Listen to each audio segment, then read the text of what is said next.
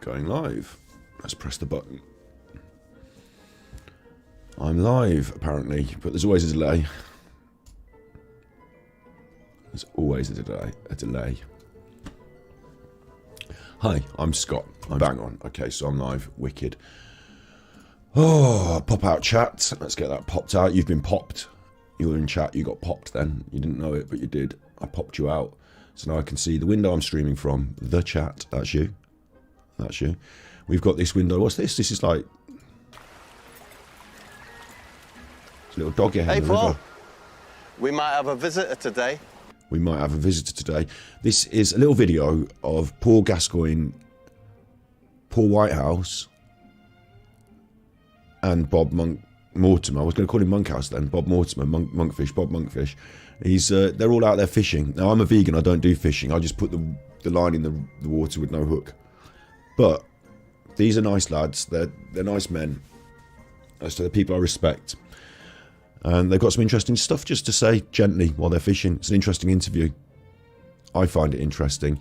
I'm also going to refer today to my old channel, my B-side channel, Battery Exhausted. It's been picking up a little bit of traction because I've been doing a couple of lives over there. I do the Nicola Bully CCTV stuff over there because 3 hours of poring over CCTV isn't that exciting for a main episode. I also do reacting to lol cows and other stuff like that.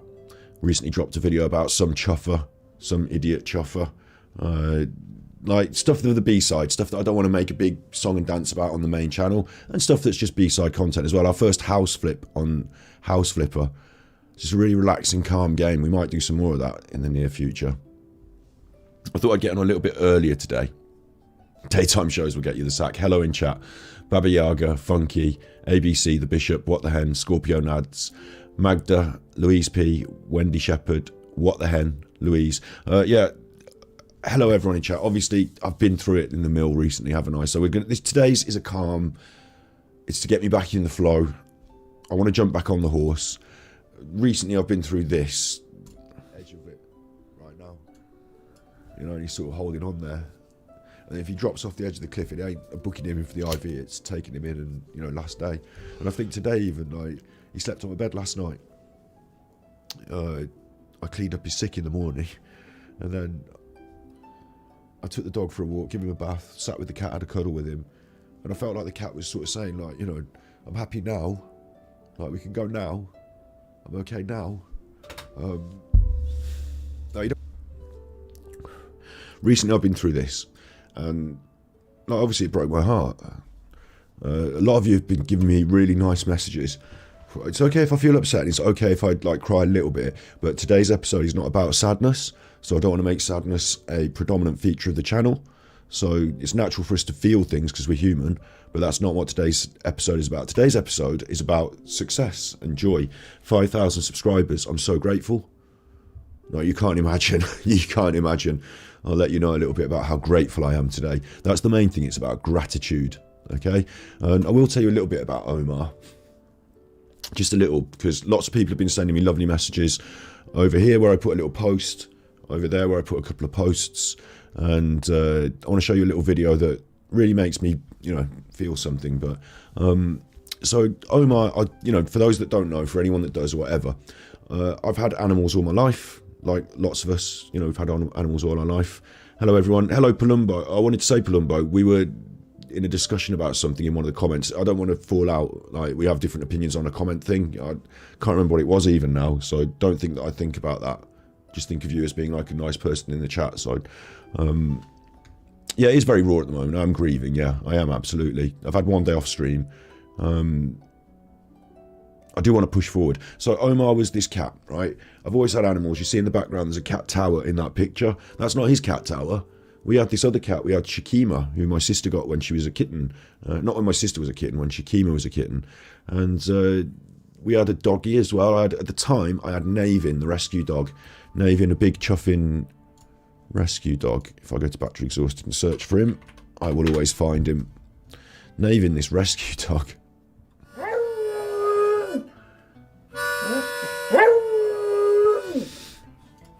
Bless him. That's Navin. And that dog bit other dogs, people, me. in the end, I had to take... This is the thing, right? In the end with Nathan, he lived a long and decent life with us, but occasionally he'd bite people's feet and he'd like snap at people's hands. He never gave anyone the big serious bitey, you know, you have to take him and have him put down, except right at the end of his life. You know, right at the end of his life, I took him on a big walk in the summer, and he came back and he was really hot and puffed out, and we were lying down together, and I gave him a quick touch on the stomach, like a little stroke, and he bit me quite badly, and I had to go to the hospital first with my arm. It was serious, you know. It was this arm actually, it was my right arm. I have scars here, and on my hand here, I've got a permanent scar where he punctured my hand. It was quite a bad one, and like obviously it stopped. It was a bit of a freaky thing. I went to the vet and I said, like, you know, this is happening, what's going on? And they said he's very old, he might be suffering from something, or his mental state might have degenerated. The safest thing is to have him put down for everyone else around you, for the family. And obviously I loved him like he was my boy. And we've been through a lot together. He was a rescue dog, and I knew he had problems. That's why I rescued him, you know. So I put up with all this difficulty throughout his life. But when it started to threaten other people, it was impossible. You know, it's impossible. So he did have a long life. He went as an old boy. You know, he had cataracts, and the vet said he might have had something going wrong with his brain, which is causing him to act out. Anyway, long story short, I had to take the long walk with him. So I did that. That was 5 years ago, 6 years ago now. Did that. And at the very same time when I was going through that, there was this cat hanging around our way. There was this scruffy cat hanging around our way, and I kept chasing him off. I used to go out on the driveway and I used to say, like, who's this naughty cat here? Who's this naughty cat? Get away from our drive. Coming to chase my cat around. Get away. And my dog, like, if that cat ever went in our garden, my dog would run out and chase him off. I used to go upstairs to my bedroom, and as I'd walk in the room, this cat would be on my bed. This cat would be on my bed, and he'd run out the window. Like, quick, run away. And he was scared, and he was scrutty. I took Navin for his long walk, and so I was alone. I was on my own then. I wasn't alone. I still had the other cat. I still had my family, but you know what I mean, yeah? And this cat came into my life at that very time. Brave enough to, even with the dog as a potential threat, to come into the house. Brave enough to sort of sleep on my bed. The dog had gone, and Omar was around, and he came in my room, and he had blood all over his head. And we started feeding him out by the bins and stuff. You know, he'd started to become friendly, and he had blood all over his head. So I closed my bedroom window that night, and I got a litter tray up in my room so he wouldn't escape. Closed him in my room, slept in my room with him. He was scared. He wouldn't want to come on the bed or anything. He was like hiding under this furniture. But I was doing my best to make him feel comfortable, and, you know, offering food and give him a comfy place to sleep. And then in the morning, we got him in the cat basket and whipped him down the vet. He had all this, wasn't too bad. He had antibiotics. They cleaned him up. Very, very scrawny, very skinny, you know, on his last legs. And the vet said he hadn't been microchipped, so it was up to us. You know, it's up to us. And I said, look, I'm taking him home then. Absolutely. You know, he's coming with us. My new catty, my fat catty, I'll get him fat. We fed him up. He loved his life. He had a really great life here. As an older street cat, he was already about 10 years old, we think, when we met him. And he'd lost his back teeth. He'd obviously been in the wars. You know, he had a broken, you know, when you break a bone and it doesn't heal properly, he had a broken tail. All sorts of little bits and pieces on him that, you know, the battle scars of a life on the street. But he settled in really nicely, and he was the kindest, most loving, comfy, cushy, cuddlesome cat. He also did chase Shakim around a bit. He always wanted to get on her. We had to have him done eventually. You know, he was intact when we got him. He used to bully. I got a puppy about a year later. I got Marlowe, a dog, to replace, you know, to fill that void. And he used to bully that little puppy. He used to push it around. He didn't take any shit from anyone. Omar didn't. The protector of our house, sat out on the drive, no cat to come past. I named him Omar after a character in The Wire, a street character who, you know, from the hood I came, and to the hood I must return. He had a good life. It was very upsetting recently when his kidneys failed and he went downhill. I've dealt with it. This video you're seeing now is me on Twitch. I sometimes stream on Twitch. And on Twitch, I mean, here I'm myself, I'm honest, I'm me. On Twitch, I just play the game I love. I'm not doing it for views and money. I like that game, so I play it. And that's a place where we can share that. is basically all it is. Like over here, it's going better on YouTube, so this is my business and my hope for the future in terms of being a professional media producer. But over there on Twitch, it's just, you know, people who I've known for a long time on the internet pop in and watch me play a game. A few new people, a few people who've known me for a long time. So the other day when Omar was dying, I just talked about it on the stream. No, you don't want to euthanize a healthy, well, it's not healthy, you know. I just let my feelings out. So again, this is not like a main channel episode. It's me crying because my cat was poorly and pulling myself together and then talking about it. And you know, I've been through it, you know. That's what I'm saying, is I've been through it. And I know it's a lot of you as well from your messages on Twitter. And bear in mind, today's is a celebration episode. We're going to watch Paul Gascoigne and we're going to have a look at some fun stuff and nice stuff and, you know, reflecting and stuff like that, and give some money to the cat rescue. I'm sorry to hear that, Fiona. I'm sorry to hear that in chat. I've had a number of cats over the years that have had met a different demise, I would say. Yeah, so many of you sent me messages on Twitter to say nice things in response to my post about what was happening, and here on the comments on the community post. So I understand a lot of you understand what I'm saying and have been through similar things. You know, you've been through similar things. So for me, it's about, obviously I've had the struggle and the difficulty over the last few days, over the last few weeks. We've been through it now. If I believe, because I've struggled with this all my life. I've struggled with depression all my life, right? And I've learned how to deal with it better. I believe if you focus on it, on the things that make you sad, and you stare into the void, you know, when I wake up, it's there. So I'm seeing it. So I distract myself from it rather than stare into it and go down it. Sometimes it's okay to listen to that song that makes you sad and to get it all out, but then you need to change the song. You can't have it on repeat, otherwise you are sucked into this void, this vortex, and you can't get out of it. The more you face that direction, the more you slide down that slope in a way. So what I try to do is, I have my moments, of course, as we all will. I let it out, I have my cry, and then I say, okay, but what about the good things? And I know it sounds cliched, but I'm so grateful that Omar came into my life.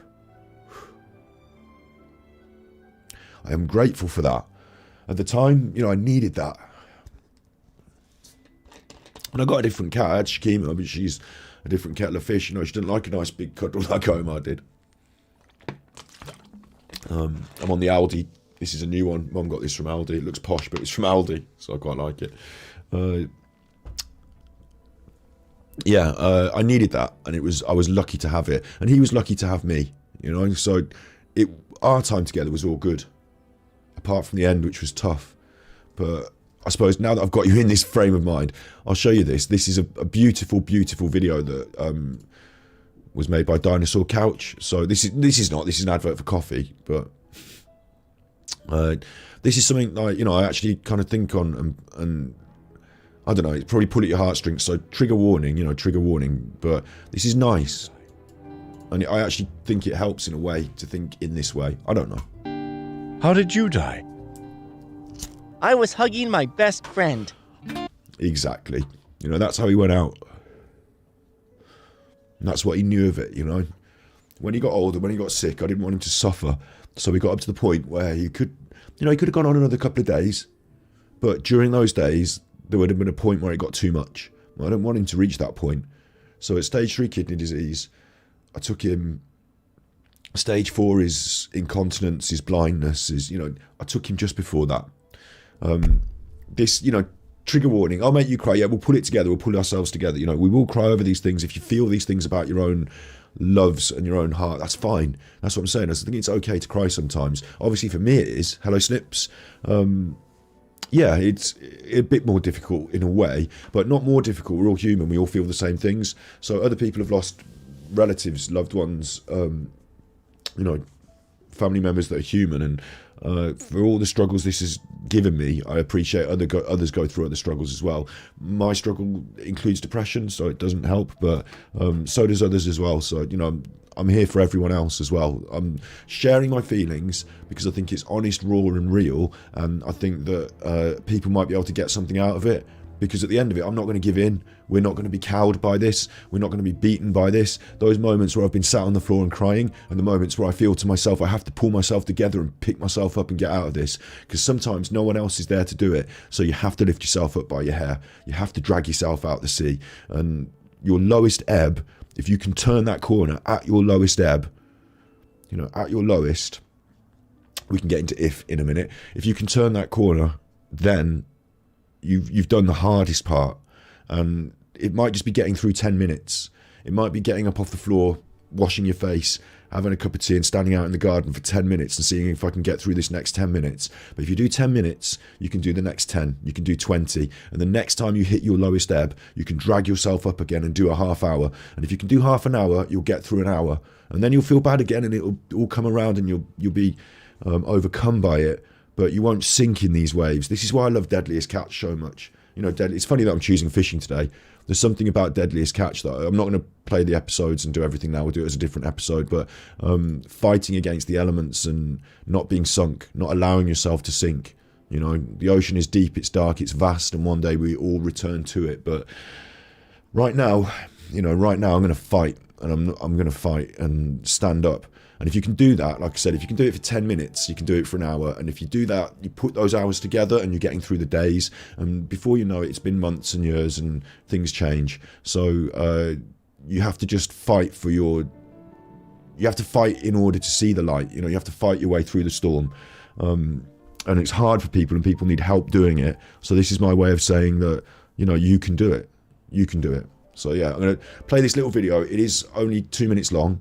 So, you know, like I said, trigger warning, this might make you a bit sad, but it's about happiness too. It's about gratitude too. So let's play it. It's a brilliant video by Dinosaur Couch, so big ups Dinosaur Couch. I hope you don't mind me reacting to this. How did you die? I was hugging my best friend. No, I mean, what killed you? I don't care. I was hugging my best friend.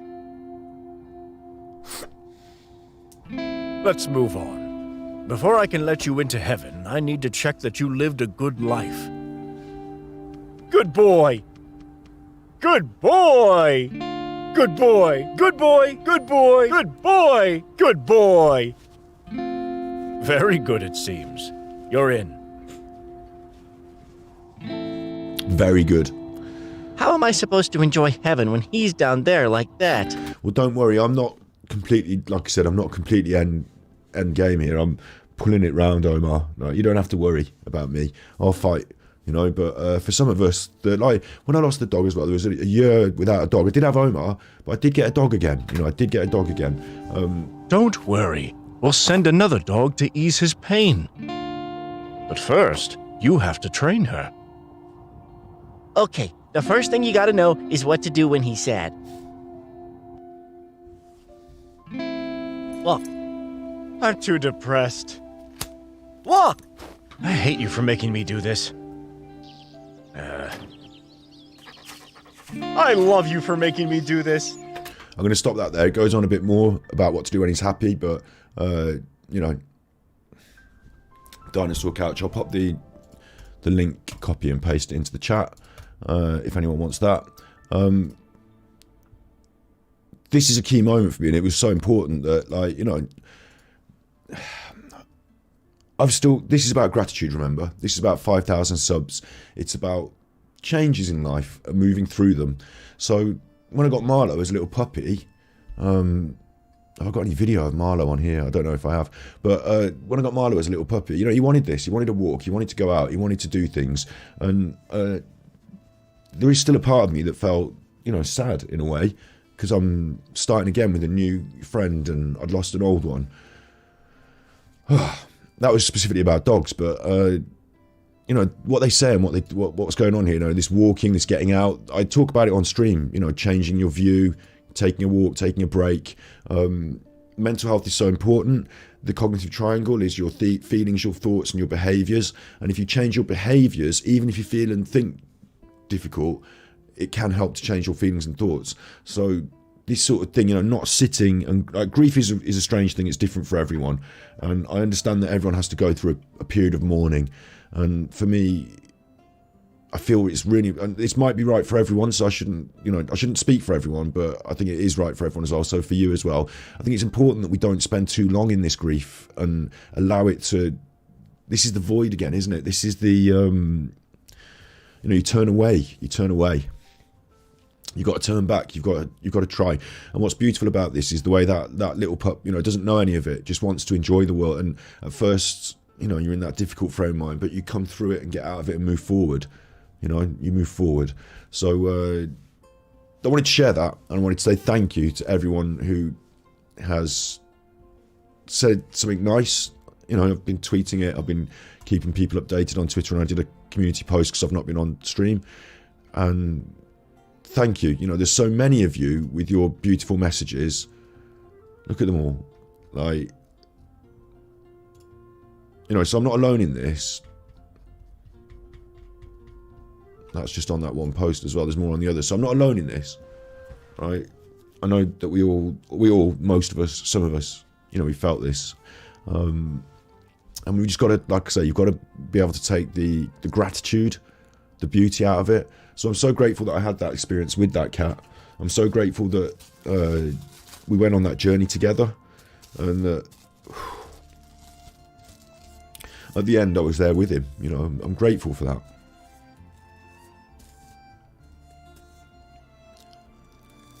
Sue's talking about grief in chat. These things are big, yeah, and they're too big for me to deal with in one episode like this. I feel what you're saying there. It's important we all help each other. I've seen already people sending each other hearts in chat and stuff. It's important that we help each other as a collective. I will say as well that I've covered this because if I go to your channel, this is your channel. Your channels includes Mental Health Monday. One of the things that I started on Mental Health Monday was grief. Obviously, that story I've just explained to you, having gone through it a year ago, there's me doing my video a year ago. Now, it's a bit different. If you're coming to this video because you're in a process of grief, I'm underlit. It makes me look a bit scary. I haven't even started learning how to use the stream properly. We're on the old Mac. The camera's different. There's some art on the wall, and I'm talking softly and quietly. But we talk about the Kubler-Ross grief cycle. Hopefully, I'm really being serious here, that I hope that people who engage with this content about grief find a positive outcome. So I might look a bit creepy because of the lighting, but honestly, there's a good video about grief there, and it's not a cycle, the Kubler-Ross grief cycle. It just all comes up like juggling balls, apparently. They used to describe it as a cycle, but it's not so secular, and some things we live with, some things we live with. It's about time, and it's about distance, and it's about reflection, and it's about processing it, and it's about, for me, and I hope for everyone else as well, finding gratitude. Because like I say, if you stare into the void, you get sucked into the void, and if you turn to the light, then eventually it warms you. I think that's the best way I can explain that. And I think it also is important to say as well, just a note on grief, that I think people are important. You need to be around, you want to be on your own because you feel sad and you don't want to bring everyone down. And I'm not here to do a trauma dump today and to bring everyone down. And I don't care if you put it in chat, whatever, say your things in chat. I'm not going to feel like, oh, you're trauma dumping in my chat. Oh, you can't say that, it'll drag everyone down. That's not what I'm saying. Today's a day about sharing it. But at the same time, I also believe that once you've been through it and you've managed to, draw some lines around it, it's important that some days you can focus on it and it'll come up and you can have to be dealing with it, and other days you can turn away, not away but to the light. You can a lot of mental health work is about distraction right at the end of it. It's strange in a way. I always thought mental health stuff would be so almost like I'd go to a therapy session and I'd talk about something and it would unlock something, and then because I've unlocked it, they'd give me this great advice and then my life would be changed. And sometimes it's not been about that. Sometimes it's about, well, these things have happened, and these things do happen, and if you stare into the void, then you are forever staring into these things, and they're not going to go away, and they're going to have happened. But sometimes for about 10 minutes here and there, while that pot was boiling over, suddenly I was in charge of the peas, and suddenly peas were my whole world, and the pot didn't boil over, and I sorted it out, and then I forgot that I was supposed to be sad, because I was dealing with peas. Sometimes mundane things get in the way, and you can't constantly think about the same thing all the time if you are distracted by other stuff. And being distracted by other stuff helps you to get out of that staring into the void and to move through it. It seems really strange to think that mental health support and mental health advice might be something strange like distract yourself for a bit, take your mind off it, and that's too much. You can't say that to somebody who's going through these things, because I can't stop thinking about it. That's the problem. It's always there at the forefront of my mind. So it's a careful process of moving your attention onto other things, and you feel guilty because, of course, I should be thinking about this grief. This is important, but at the same time, you need space and time and the right times to do it. There are times I'll walk into a museum or a church and it will just make me break into tears because something will remind me of something, and that is suddenly the place to feel it. So I feel it, I allow it, I cry about it. And then people are like, whoa. Sometimes, I remember doing this, when I was quite young, I went to the war graves in Cyprus. I think it was Cyprus. I was in, Crete. It was in Crete.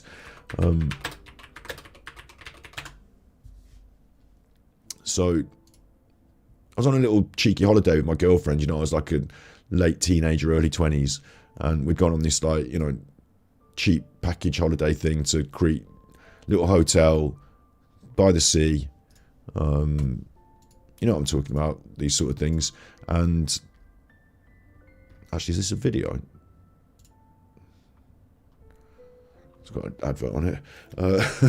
Little package holiday by the sea with my girlfriend, and Sunsea and arguments and sangria.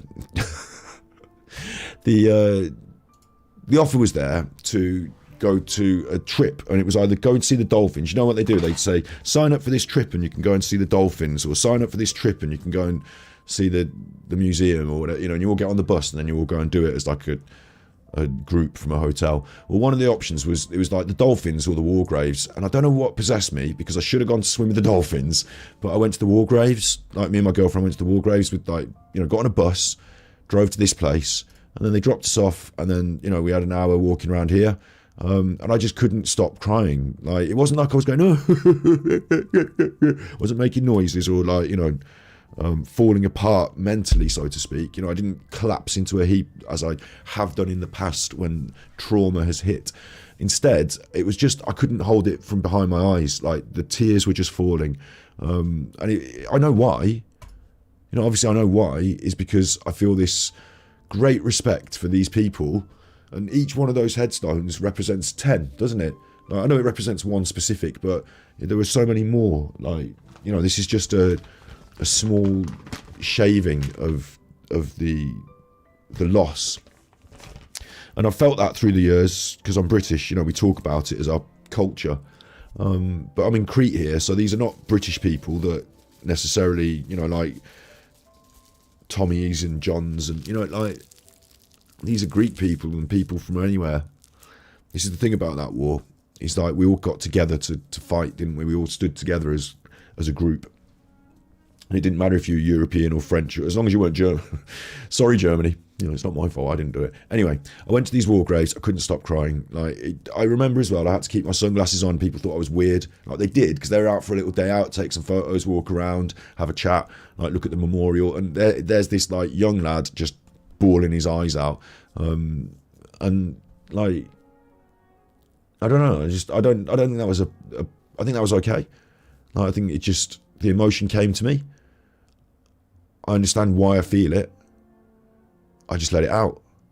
And then when we got back to the hotel, I was able to wash my face, and we're back on holiday and we go out for a meal, and it's done. I don't always have to feel like that. I don't always have to feel like that. I don't have to stare into this void. I don't have to live at the cemetery. In this wonderful Silverchair song, I live in a cemetery and I need a change just to imitate, not to irritate. When you're young as well, I think when you're growing up, and as you get older, probably through life, things become more, it's easier to live at the cemetery.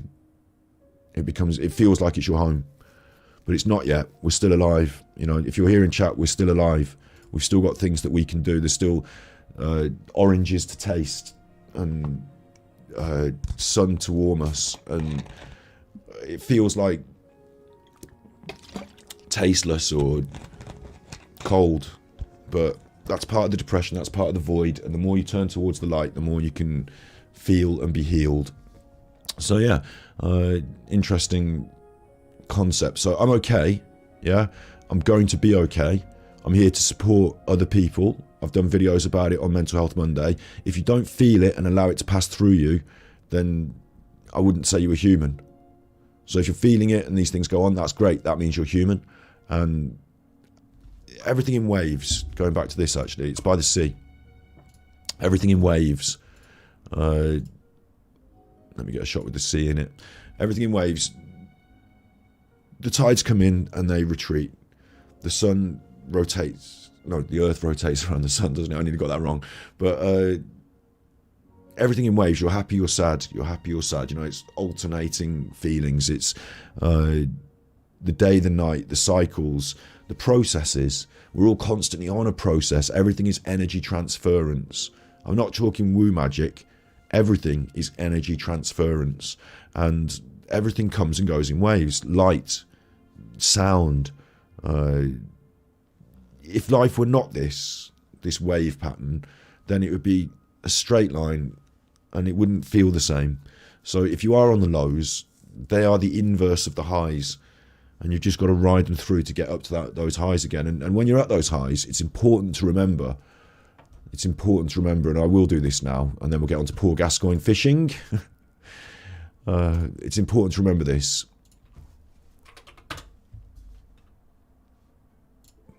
You need to treat those two imposters both the same. And I don't mean let's not have fun. I don't mean when you're having fun, don't enjoy yourself. What I mean is that if you set too much stock and too much store in life being at the height of the roller coaster the whole time, then again, it's the same as staring into the void. You know, you can't fly too close to the sun, you'll be burned by it. Life is a wave pattern and you do change and feel differently over time. So it's live, love and laughter is all we need, says Angel. Yeah, I agree with that, but I also think that we do need to. If you were just, imagine you were just laughing all the time and everything was funny and everything was, like you're on some kind of laughing gas. It's too much, you'd be one of those people that everyone was like, chuffing, oh, they're a madhead, they won't stop chuffing, laughing, and, you know, like, it's too much. Like, I think it's okay to feel the waves. I think it's okay to feel down sometimes, as long as it doesn't sink you and you don't reside there. I think it's okay. But yeah, laughter is important. I'll read this through because it always helps me, and I hope it helps some others, and I'll alight on a couple of these points that I think are important here. And you know, this is, I apologise unreservedly for anyone who comes here because I create a big, you know, jovial atmosphere, which I always talk about, buoying each other along, not buoying and gurning each other along, I suppose, in today's day and age, or non-denominative gendering each other along. Anyway, look, the thing I want to do is to create a good vibe where people can come here and not be dragged down and not be sunk into the void, to be helped out, so I can reach hands out to you and pull you from the void. You know, in that sense, if I always just create a song and a dance and a joke, then we don't touch on these things. So these things are also important. So apologise for anyone who finds this difficult. I've been through some difficult shit and I feel like sharing this kind of context. Okay, what's the music? It's Genshin Impact. If anyone wants the music, it's from Mitari Mango today. People put together Genshin Impact music compilations, and today's one is from Mitari Mango. That's my dog. I'm going to read you a poem that I read a lot. If I've lost it, I've lost it. I've lost it. There it is. Okay. And I'm going to alight on a couple of points and try and draw something out of it. I'm just going to pick my lips.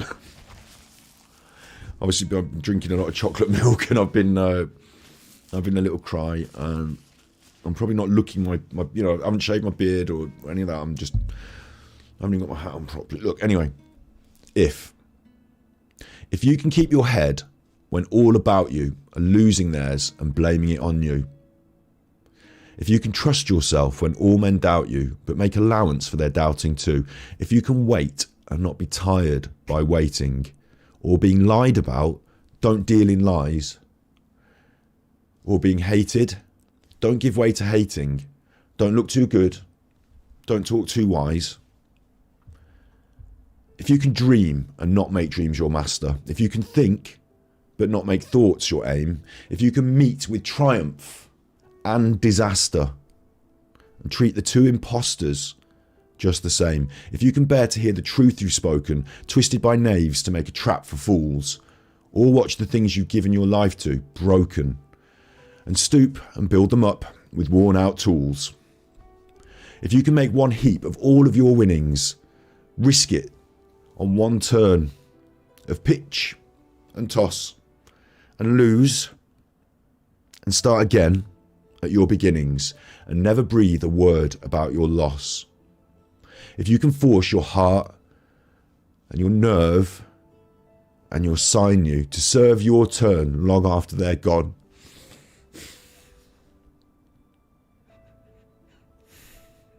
and so hold on when there's nothing in you except the will which says to them, hold on. My voice broke there, I wasn't proud. Hold on. If you can talk with crowds and keep your virtue, or walk with kings and not lose the common touch, if neither foes nor loving friends can hurt you, if all men count with you but none too much, if you can fill the unforgiving minute with 60 seconds worth of distance run, yours is the earth and all that's in it, and which is more, you'll be a champion. I knew it would upset me, okay, because this is something that was taught to me by someone I loved who is sadly dead. And I've talked about it on streams before. Not a lot of you will know this now. It'll be the first time you've heard it from me. I used to be British fencing champion, and I went to the World Championships at fencing, cadet level, schoolboy level. And I used to have goals on becoming an Olympian. People in my squad, in my club, people I admired and respected had similar goals and achievements. My coach was from the army, and he'd been shot in the lungs, so he wasn't able to be in the army anymore, but he was a fencing coach, and he taught us a lot. He was a wonderful, wonderful man, Major David Kirby. And this is one of the things he taught me. And what he did was he cut it up into little sections, and sometimes he'd give us a little piece of paper with just 2 lines on it, and it's time to think about it. So when I think about certain lines here, when I think about forcing your heart and nerve and sinew to serve your turn long after they're gone, right? I remember him teaching me this, and I remember him talking about it.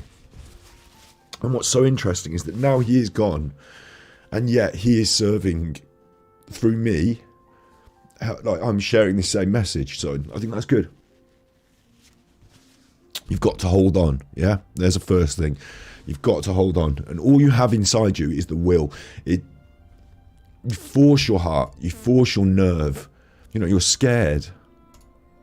The sinew, I remember this very vividly. The sinew it's not your strength. It's not like, big, strong, in the gym, big muscles.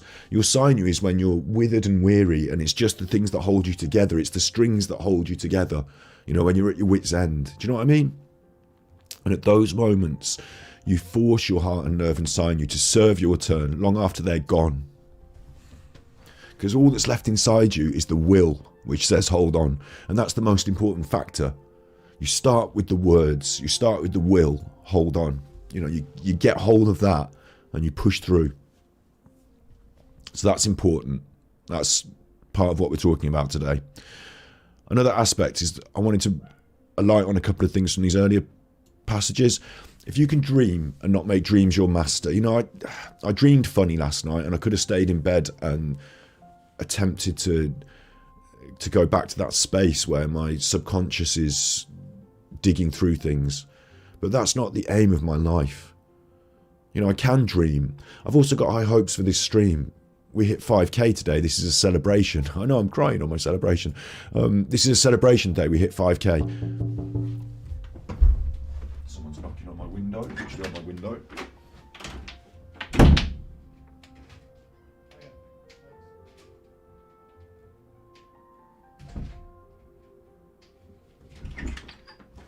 It's alright, it's just a post.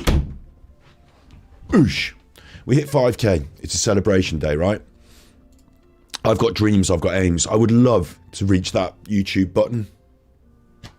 You know, I shouldn't cry about a YouTube button, but you know this video of my dog, yeah? This dog, you get a, like they send you a metal button to go on the wall, like you reached 100,000 subscribers, well done. It's like a significant thing in YouTube. Excuse me while I blow my nose.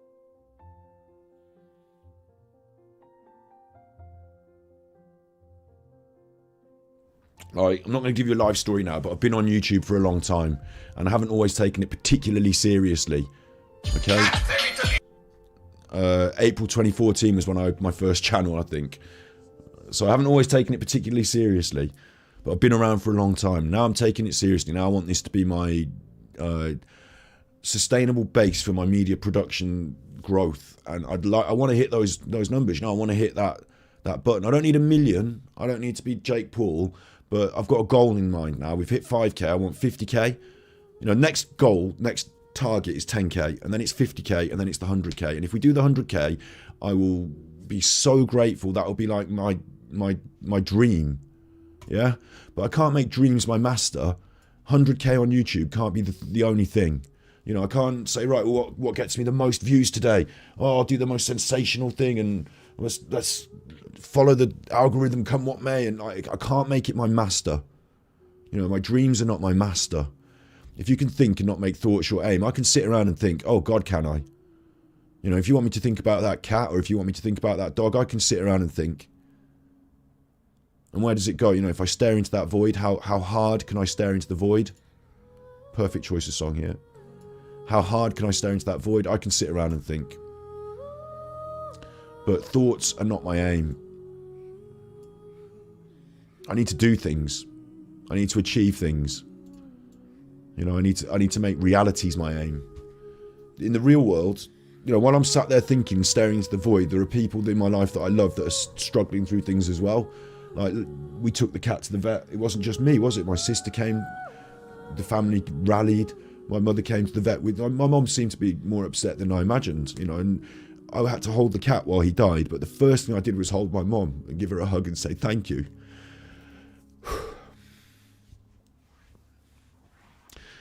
Thank you for being my mum, you know. I can't let thoughts dominate it. I have to just do. Sometimes I just have to do. And in the same token, if you can meet with triumph and disaster and treat those two imposters just the same. So we had the good times and we had the tough times, you know. While you're clickbaiting Gaza, I'm going to use Paul Gascoigne as a conversation piece in a minute. We're going to get onto this beautiful piece where they do some fishing and talking. And then I'm also going to reflect on a video I made about Paul Gascoigne a little earlier. But I'm setting the context before we get to that. So that's why I'm clickbaiting Paul Gascoigne. It's not really clickbait because I'm going to talk about it. That's what the episode is today. So, but it's not really about Paul Gascoigne. It's about a way to hang a conversation off something that's not the death of my cat. That is something more positive. But thank you all again in chat. You know, hello Snood. Hello Snood. Big ups. Thank you all in chat. You know, thank you. You know, and thank you again, like all the beautiful messages that have come through. I really, really understand that a lot of people have had these similar things in their life, and we all will.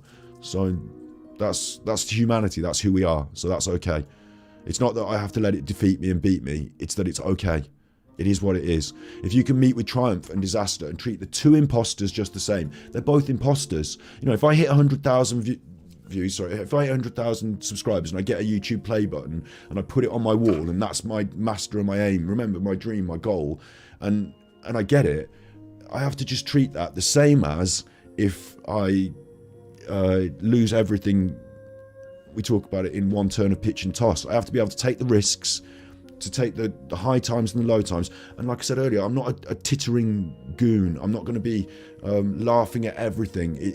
Life is not all wonder and joy all the time, and sometimes it's lows. The roller coaster goes up and down. You're sometimes screaming, and at other times you're holding on for dear life, and then at other times it's relaxing and calm. Thank you very much for the tippies. due to public demand, I will look at them after I've made my point, so I'm not getting distracted. But thank you, I appreciate them, and I will look at them in just a minute. It's about this process and these ups and downs, and it's about being able to deal with things in a moderate way, whether they be triumph or disaster. So if you're able to take the rough with the smooth, you know, if you're able to not allow your head to become overinflated and ego and fly off into the clouds because you're so brilliant. When that play button arrives, it doesn't mean that I'm some special chuffer that's better than anyone else. It's just something I did. It's just something I work towards. I'm pleased, I celebrate it, I move on. You know, I don't, in the same way as I don't stare into the void my whole life, I also don't stare into the mirror. And I don't believe that the triumph is the be all and end all. Because also my triumph is an imposter because someone else is having a disaster. So at the same, I thought about this yesterday because, you know, we were going through some shit as a family. And then in the next door house, they're not, they're just watching EastEnders. But in the next door house, they might be. And you know what? The next door, eventually we get to the Ukraine and Syria and we get to people who've had their whole lives destroyed. And I'm here talking about my cat. You know, triumph and disaster are just imposters. They're just imposters. A bit of moderation. A bit of moderation. I'm sorry if I've made you upset. I'm sorry if you're feeling emotions. But at the same time, I'm not. At the same time, I'm happy for you to feel those emotions because I think it's what makes you human. And I think after you've done what I did and just wipe your eyes, blow your nose, breathe in, breathe out, and we move forward through it together, I think that's how we get through it. You know, I think that's how we get through it. And if you didn't feel those things, you wouldn't be human. And if you didn't feel the sadness of the disaster, you wouldn't feel the joy in the triumph. So that's okay. But it's also okay to realise that they're both just imposters and neither of them will be with you forever. Neither of them are the story of your life, you know. They're just parts of, they're just pieces of. They're not the whole story of your life. Yeah, that's what I wanted to alight on from If. The triumph and the disaster. So I've been through a bit of a disaster. I'm sure we all have. I'm sure we've all heard about these things. Gaza has, certainly. Gaza has. We'll get on to Gaza now then, since it's been mentioned in chat. But yeah, triumph and disaster. Treat those two imposters just the same. And also here, at the end of this line here, it says, watch the things you give your life to broken and stoop and build them up with worn out tools. That's about not giving up. That's about your tools being worn out, but your desire to approach and move forward with problems still being there. Your whole life can be broken, but what are you going to do? Just sit in pieces? The only way forward from there is to build them up with worn out tools. Risk it all on a turn of pitch and toss. Lose. Start again at your beginnings. Don't breathe a word about your loss. It's okay to talk about your loss. I don't necessarily say never breathe a word. I think it's okay to talk about your loss, but it's not okay to live in the loss forever. Because you've got more in you. Your roller coaster can go. You don't know where the turns are coming. Okay, it might be bad. Let's just go through it together, you know. Force your heart and nerve and sign you. Serve your turn long after they're gone. Hold on when there's nothing in you except the will that says hold on. And if you're holding on, if you've done 10 minutes, you can do 20. And if you can do 20, you can do an hour, and we'll get through it. We'll get through it. You can always talk to me. You can always bring things to our attention here. I don't think trauma dumping in chat is necessarily the best way to deal with everyone's problems. I can't help you if you've got, you know, something massive in your life happening and you tell me in chat. I can't come to your house and fix it. But sharing things with your, you know, people on the phone you can call. If you're really struggling, I will give numbers quickly. 118, isn't it? Oh no, what is it? Let's just put Samaritans. If you're really struggling, there are numbers you can call. Do call them. Call your friends, talk to your family, call this number 116123 for free in the UK. Or in America, it's Lifeline, which is 988 in America, 988. Just a phone call to someone, or this is 0808 808 800. That's confusing if you're sad. That's the Northern Ireland one. It's all 8s and O's. Type it into Google, find your number, give someone a call. Or if you don't feel like that, start on mind.org.uk, which is a charity that's just mental health support and advice. Other people going through similar shit. Have a look. You know, it's time to move forward now, and we can do this together. Okay? Thank you very much, Miss Things BAD, for the Canadian $13.99. I really appreciate it. We're going to be giving some money to the cat charity today. It's not that I'm doing a fundraiser necessarily for the cat charity. Obviously, all the money goes into a big kitty, and then I use that to do what we do on stream. So I'm going to give some money from the kitty today. Your money's going to go into the kitty. It's not like I'm doing a fundraiser to hit a target. We're just going to do it at some point. Thank you very much, Melinda. She says, big hug to me. Sorry about Omar. Hope you're not hurting too much. Not too much. I'm dealing with it. It sounded like he was a character, yes. My memory and love for him will always remain in my heart, exactly. And I'll pass that on and I'll share it. You know, I won't let that end there. Buddies forever. Thank you. Thank you, Melinda. Thank you for buying me a coffee, dropping me a bluey. I really appreciate it. Thank you. And thank you again, Miss Thing BAD, who didn't have a message, just a heart, but thank you. Thank you. So let's move on now. And it is going to be emotional still a little, but I'm not pushing for like making everyone cry here. I just thought this was really interesting. So this is a program this is going to get us copyright off now. This is going to bin off my advertising. It's all going to get paid to these chuffers who don't need my money, frankly, but they go out fishing. It's a TV show in the UK. 2 comedians we quite like, and they go out fishing. I'm a vegan, so I don't do... Today? Oh, yeah. Yeah, I've been working my magic. Have you? Yeah. They all come for you, Bob, don't they? Yeah. Who is it, the Aga Khan? No, do you remember I said I was going to get in touch with Gazza's people? Yeah. I've had a response. Has he come through? Oh, no. Tell you what, it's beautifully shot, isn't it? It's absolutely beautifully shot, the cinematography on this. And it's so peaceful watching these people just have a nice chat.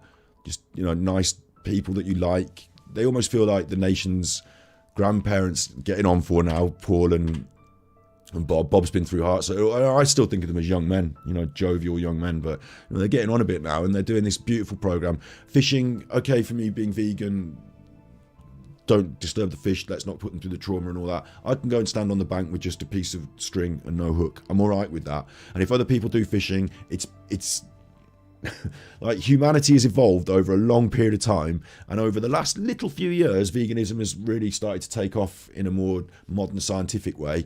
But I don't begrudge people from the traditional arts, things like, you know, humans fish long time, yeah, so there's something quite poetic and beautiful about it, even though there's the trauma for the fish. So if you are a fisherman, I'm not, or a fisherwoman or fisher person of non-dominative gender, then I'm not angry at you. Like, it's fine, although I don't think it's fine. I don't like doing it myself, but I'm not angry at you. I hope you put the fish back. Let's see what's going on with Gaza. Let's face it, he's the king of Northumberland, isn't he? Well, he is really, isn't he? He absolutely was, wasn't he? Absolutely. Don't know if he still is he? I wonder who is now. All right, guys. He's not. Oh, hello. Very good. Hey. Paul, There he is. Gaza. How many names do you want, Oh, Gaza? Paul, I know, loads. You speak. How many names do you want? That's what... hello, Uncontrolled Historian in chat as well. That's what Alt Insider says about me. He says I've got too many names because I keep changing my name on YouTube. But Super Chuffer is now stuck. And yeah, look at him. Bless him, Gaza. 40 years ago, like. For all that don't know, Paul Gascoigne, I will give you a quick. We're going to bounce between my 2 videos. So I made this video a long time ago about 2 sports stars who suffer from depression. So I've been sort of harping on about this stuff on the internet for a long time, but it does not get a lot of views talking about depression on the internet. It's not a view grabber. But I made this video a while ago, and I think it'd be interesting to reflect on this first, to see his history a little bit. Then we'll go back to the river. And this also will be fun for me because it's one of my old videos, so I can critique myself. Hi, you're with Scott. This is Battery Exhausted, my channel. It's midnight. It's always midnight. This is your right ear and your left ear because this is mono. This video was going to be 5 sports stars who fell victim to depression, but after all the time I spent researching and editing the first 2, I thought I'd just get this video done and put it out there. This video is not supposed to be depressing in itself. I'm hopefully going to show that even people at the top of their game with the world at their feet can succumb to depression. Thank you, B-Slet Jog. I hope I pronounced that right. I'm never going to find out how to do it. B-Clet Jog. £2 there. Hey, Chuffer. Hey, B-Clet Jog. Look at him. Paul Gascoigne. Gaza. Paul Gascoigne had a gift for football. He also grew up in a town that loves the game. In Newcastle, in the northeast of England, everyone supports the Magpies. In Newcastle, football's up there with religion. Newcastle's also a pocket of culture, where some people drink to excess and dress or undress with scant regard to the freezing temperatures. As a young player, this is true though, right? I'm not taking the piss here. This is what they do, right? You go to the football to watch Birmingham Newcastle, and it's Birmingham, not up north. It's colder up north. They've all got their shirts off. It's fucking like, it could be December, January, February. They've got their shirts off. They do this. They're all naked in the stands, and it's cold. It's like, -3 degrees. I go to the football in those winter times with like a big coat on, gloves, scarf around your face, like cold. And they're all there with their shirts off. Newcastle, man. It's a special place in the world. I mean, they are lovely people. Of all the football teams as well, like sometimes you have conflicts between the two fan groups, but when Newcastle and the Blues play, the Newcastle fans drink in the pubs with the Blues, and it's fine. We have a great laugh. We all sing songs. Like, never had a conflict, like let's have a fight about things. Lovely people. Newcastle, football's up there with religion. Newcastle's also a pocket of culture, where some people drink to excess and dress or undress with scant regard to the freezing temperatures. As a young player, his promise was noticed. He went from schoolboy fan to first-team legend. Not only a hero at his club, Paul and his generation seemed to offer a new hope for the future of football in England. Paul Gascoigne was well known for his character. That wasn't even a goal, it was just a joker good. And a clown. I probably didn't get the best Gaza clips, did I? Only a hero at his club. Paul and his generation. They probably aren't the best Gaza. I mean, I should have gone for. We'll probably have a little look at best Gaza clips, maybe best Gaza goals, but they'll get me binned off, won't they? But he used to do all this. He had this like joy about him. He had this. He was a young lad who loved playing football, a bit like Wayne Rooney went through recently. Well, he's retired now already, hasn't he? He had this joy, this love of the game, this Jack the lad, just want to play football and have fun, drink a few beers and have a laugh. He was a lovely, honest and open character. Fan to first-team legend. Not only a hero at his club, Paul and his generation seemed to offer a new hope for the future of football in England. Paul Gascoigne was well known for his character, a joker and a clown. Gaz was never malicious. He was like a big drunken puppy that everyone seemed to love because he played like every child dreams of being able to and larked about like a teenager.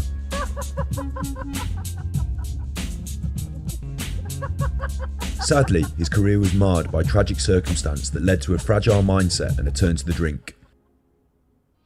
Internationally, Gascoigne was remembered for his tears at the World Cup. Triumph and disaster. When England seemed to be at their best, a team greater than the sum of its parts, with excellence in every area, a strong defence, creative midfield and sharp shooting. And, I'm feeling emotional over Omar today, but this will make me cry because we should have won this World Cup. This was a defining moment in my childhood.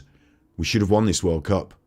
And then the return in Euro 96, the inches.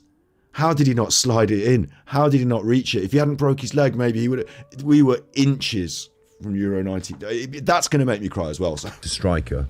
Well, Lineker was more of a poacher, but he did score a lot.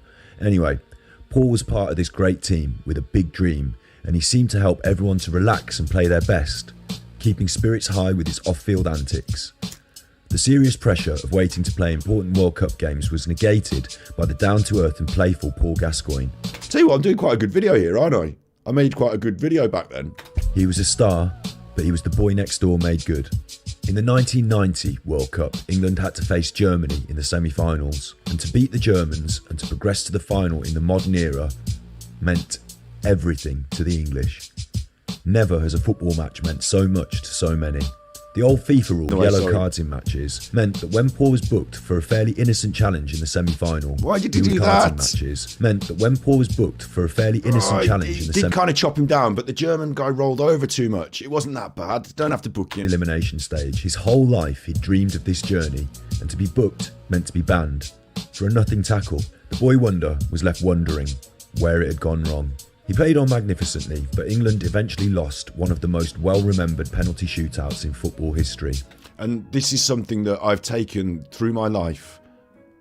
And I'm sure you understand if you're British, English, more English, I suppose, because if you're British, you don't give a shit. If you're Welsh, you support Wales, don't you? If you're Scottish, you support Scotland. But it was this tone of sadness. Gaza cried. I was only a young kid, and Gaza cried. And he wore his heart on his sleeve always. So, like I've done today. I think it's okay to show your emotion, but sometimes, like we talked about in that poem, about triumph from disaster. Right at the top, we talk about if you can keep your head when all about you are losing theirs and blaming it on you. That's one of those situations where everyone's fucking running around and everyone's losing their shit, and it's your fault. You did it. Oh, why couldn't you? If you can maintain and be calm and cool when everything's kicking off, and they even blame it on you, and it's not you. Yeah, like, so sometimes you need to be able to keep your cool. If you need to be able to keep your head, and sometimes, certainly in professional sport, and I've been to a quite high level of sporting achievement and competition, certainly in sport, it doesn't necessarily help if you lose your head in this way. But with Gaza, he was a passion player. You know, that was part of his game. So not all players cried. When we lost the penalty shootout, it wasn't that everybody cried, but it affects everyone. Everyone feels these emotions, and he was the one that wore them on himself, on his face. Like, okay, personal tragedy for him, he couldn't play in the final, but you know what I mean? Like this allegory for how we all felt, especially after the penalty loss, it carried through, and it became like a defining. You know, I learned about sadness through like a nation's sadness. We talked about the war earlier as well. You know, we talked about the war. This was a game against Germany. It had these echoes from our past, and it's almost what it means to be British in a way. To fit, and I don't know. I just think there's something bigger here going on than just the guy was upset he couldn't play in the final. You know, for the nation, I think there was something bigger, and I think I felt it when I was a kid. But England eventually lost one of the most well-remembered penalty shootouts in football history. And after this game, the cup final, the 1991 FA Cup final, Gascoigne has moved from his boyhood club Newcastle to title contenders Tottenham. He spurred on Tottenham by scoring in the semi-finals, and they beat rivals Arsenal to make the Wembley final of the FA Cup. Facing Nottingham Forest, they were favourites to win. This would be a triumphant farewell for... Back when Nottingham Forest were a football team. I'm only ripping them, yeah. Obviously, back when Forest were good. We're shit as well now, aren't we, Birmingham? So what can I say about that? Gascoigne, who... Spurs are still good. ...was playing... Thank you, Miss Al, for £4. Thank you very much for that. ...in his last game for Tottenham before an imminent transfer to Italy. The game did not go to plan though. Gascoigne, by all accounts, had a bad start to the game. He seemed to be full of nervous energy, running the field and attempting to win the ball in all areas of the park. He put in 2 rash tackles before this horrible mistake. I'm going to apologise for anyone that's not into football. This part's about football because of Paul Gascoigne's history, and we're going to get onto the fishing again in a minute and the chilling by the river in a minute. But I just want to see this horror tackle again. You can't do this.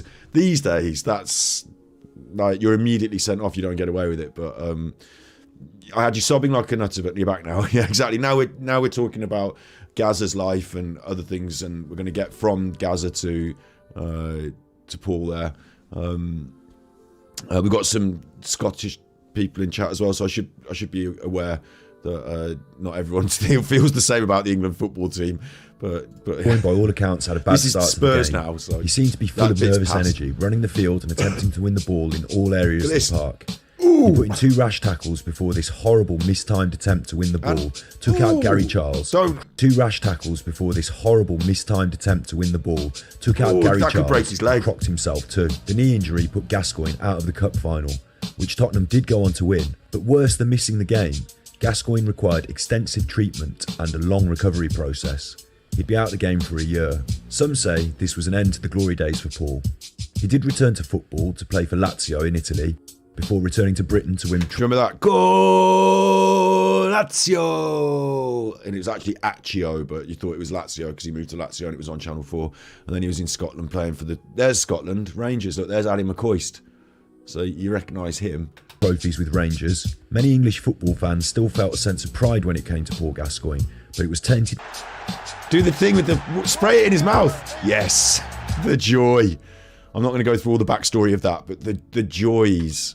You know, a story of tragedy in ways. Out of the World Cup final, out of here, out of this, injured, this and that. In the thrill and flow of a game. Potential. In another world, somewhere. Not the final or anything, just in the thrill and flow of a game. Yeah, quite an important one, England-Scotland, but in the thrill and flow of a game. The majesty and the joy. Universe, he probably won the World Cup over his head, on the volley. It doesn't matter about which team you support. It doesn't matter about, like, you know... whether you won the World Cup or not. In the thrill and flow of the game, the joy. Somewhere, in an alternative universe, Over his he probably head. won the World Cup in Italy. On the before volley. Going on to It's a joy. And that's what I'm talking about when you stare into the void and the light. You know, this is not winning the World Cup, but look at the club joy. and country to success after success. And they do the get in his mouth. Would you believe it? And it's not a joy if you're Scottish, because obviously we scored against you there. But like, I think this example's what I'm talking about earlier as well. Like, in another world, as I said in that video, you know, he wins the World Cup and he's this greatest ever footballer of a generation, and he never gets injured, and you know, England are this and that. In this life, in this timeline or whatever, like, take your joy where you can get it. Take your joy when you can get it. And when someone does something that you think is beautiful, or when someone plays some music that you find makes you want to dance.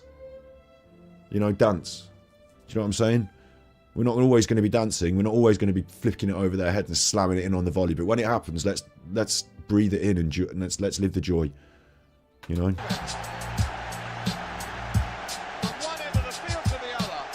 We're not specifically chatting footy. You know, we're going to be chatting fishing really, and chatting about life and stuff. And we're using Gazza as a little example to hang this episode off. It's just something I thought I'd do. I don't know why. I just, you know, I need to get back into the flow of streaming because I've had my own tragedy with the cat recently, and so this is a way to do it. It's just a different kind of stream.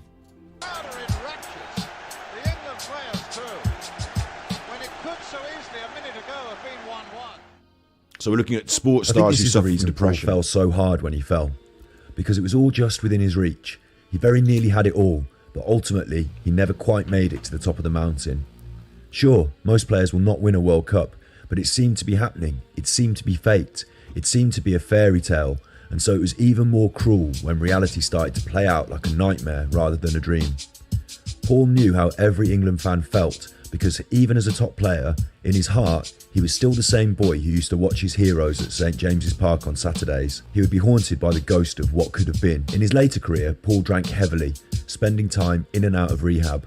What began as a lads culture, a drinking culture within football, ended up as a path to self-destruction. Paul also suffered with depression, blaming himself for the tragic death of a friend who was killed in a traffic collision whilst out drinking with Paul and others. He tried to apply himself to football management, but was only able to last 39 days at non-league Kettering Town, drinking through almost every one of those days, according to the club's owner. As Paul's professional career broke down, so did his personal relationships. I need to alight on alcoholism for a moment. It's not a big episode about it, but me personally used to drink a lot, don't anymore. Like yesterday even, the idea was like feel like you need a medicinal brandy after taking the cat to the vet, you know. But that's not my medicine, and I don't think it really helps. But you know, I'm not doing an episode here on alcoholism specifically. But again, if you're struggling with things like that, you know, seek support. It's so natural and so everywhere. It's so, you know, everyone goes down the pub, it's everywhere. But if you're socially drinking and you've got a hold on it, there's a lot of people who are normal drinkers, I suppose, aren't there? But then there's a lot of people who think they're normal drinkers, but you're just on the edge where, you know, you're coming home and you're opening that beer out of habit or out of sadness or out of what? Like, why are you opening that beer? Is it every day? Is it all the time? Are you doing it on your own? Maybe it's time to decide to see if you can stop opening the beer and try not. And then you might be facing some stuff and it might make you feel, I really want this beer. And if that's the case, then that's a worry to me. That's how I felt. It is a worry to me. So at that point, I think it's it's hard. You have to sweat it out sometimes. You have to stare down the void sometimes. You know, you have to find ways to turn yourself away that are not the beer.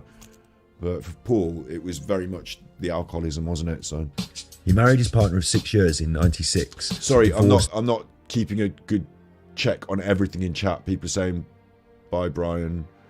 You've got a dash, Brian. Okay, sorry, yeah. I'm just, you know, because there's quite a lot in chat and I'm being general. I hope I haven't missed anyone specifically saying anything, you know, too pertinent. I'm keeping an eye on it, of course. I always keep an eye on you. I'm always keeping an eye on what you're doing and saying. 3 years later, terrible revelations. Gandalf, hi Gandalf. Yeah, good point. Like, I smoke weed as well, don't I? So maybe that's my medicine. Like, now is not the time again to talk about what kind of self-medications. But I'll tell you what it is. It's a symptom of depression to self-medicate. So, okay, I found my way of getting through life. I also take antidepressants. I take mirtazapine. It's been really helpful. I'm trying to wean myself off it, which is one reason why this death of the cat was so difficult. We alighted on it earlier in the episode Snip said something about it. I've been trying to get off my antidepressants. It's been going well, but then life hasn't been that hard. So when it suddenly got hard, I felt it hard, and I just increased the dose a little bit. Like, I'm on one every other day instead of one a day, which, you know, that's the way out. I'd take one every other day, and then one every 3 days, and then one every 6 days, and then I'm not taking them, you know. But I just went up to one a day again, just while this cat stuff was going on. So that's an up and a down. But yeah, it's like, you know, it's better to see the doctor, and it's better to ask the doctor and see if you can get some help that way instead of self-medicating, if you are self-medicating. But also, who am I to, you know, I'm doing it. This is not I'm not Dr. Scott's fix all your problems. I'm a normal human person with similar problems, so we're just talking about it together. Do you know what I mean? Temper, violence and alcoholism were aired in the press. And this was before his awful, because, like, obviously, I believe that Gaza was totally drunk when he did this to his wife. I don't want to alight on it too much. It's probably the worst part of his life, and I don't want to give him that kicking again. He's already had it in his life, but she obviously got one as well, didn't she? Which is awful, and I believe he would have been drunk out of his mind when he did it. I hope so, you know, because a lot of us love Gaza, and some of the worst things he did. I'm actually surprised in myself that I edited that in like that, but it's the truth of his story, so I suppose I did. He married his partner of 6 years in '96, but divorced 3 years later. Terrible revelations about his temper, violence and alcoholism were aired in the press before his estranged spouse released a tell-all book in 2009. For many, this was not the boy they knew, and they found it hard to understand. Many feel the drink got the better of Paul and robbed him of his true love. I'm not going to justify violence, especially not domestic violence, but I think everyone agreed the drink and depression brought it all on with Paul. It's a weird one, isn't it? Because I want to forgive him. I think that's what my personal sentiment is there when I'm making that video 5 years ago. I want to be able to forgive someone and let them move forward if they have it in their heart to move forward. And, you know, if it's... But at the same time, there are some things I find unforgivable, and I'm pretty sure if that was someone in my family, then there would be no forgiveness, and I would have probably attacked him myself, even though that I'm not condoning violence, you know, maybe attacked him online verbally, you know what I mean? But you know what I mean? Like, it would have been too much to bear. So I don't want to rely on it too much, but I find it a bit of a sticking point for me here, whether I should... I find these problems ethically in my life, you know, should I talk about Paul Gascoigne on the internet, like in a normal, nice, positive way, when he's done this horrible thing in his life? Or should I just completely write him off and never talk about him? Well, today we've taken the decision. I'd actually, until this part came up in the video, I'd forgotten it in my brain in a way, because of this nice fishing video. So it is interesting about how we can forgive and move forward. I couldn't be happier. Thank you, Audrey, for the tippies. But also, I want to say, you know, there's also a part of me, I'm not in either camp here, there's also a part of me that would watch this video and critique it and say, you shouldn't allow Paul Gascoigne to get away with it and be on the telly. He's been a bastard. So there's part of me that feels that. I have no answer to that. I just want to tell you that I feel both things. So, yeah. Interesting. Although I think I light on forgiveness. If he was consistent, then I would not forgive him. But because it seemed like, you know, everyone moved on from it and he's not doing it like anymore, that seems better, I think. Omar's paw prints are perpetually imprinted on my heart, and so thankful to have been in my life. Absolutely true, Audrey. I agree. 100% agree. Thank you for the bluey. Is and are, yes. I often wonder whether I should get tattoos of the animals, you know, that I've had. It's raining again. But, I couldn't be happier. Alison Miles says tippies.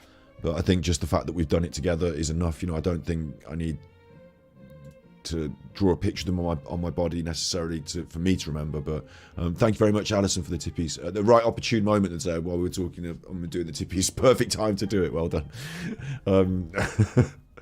Yeah.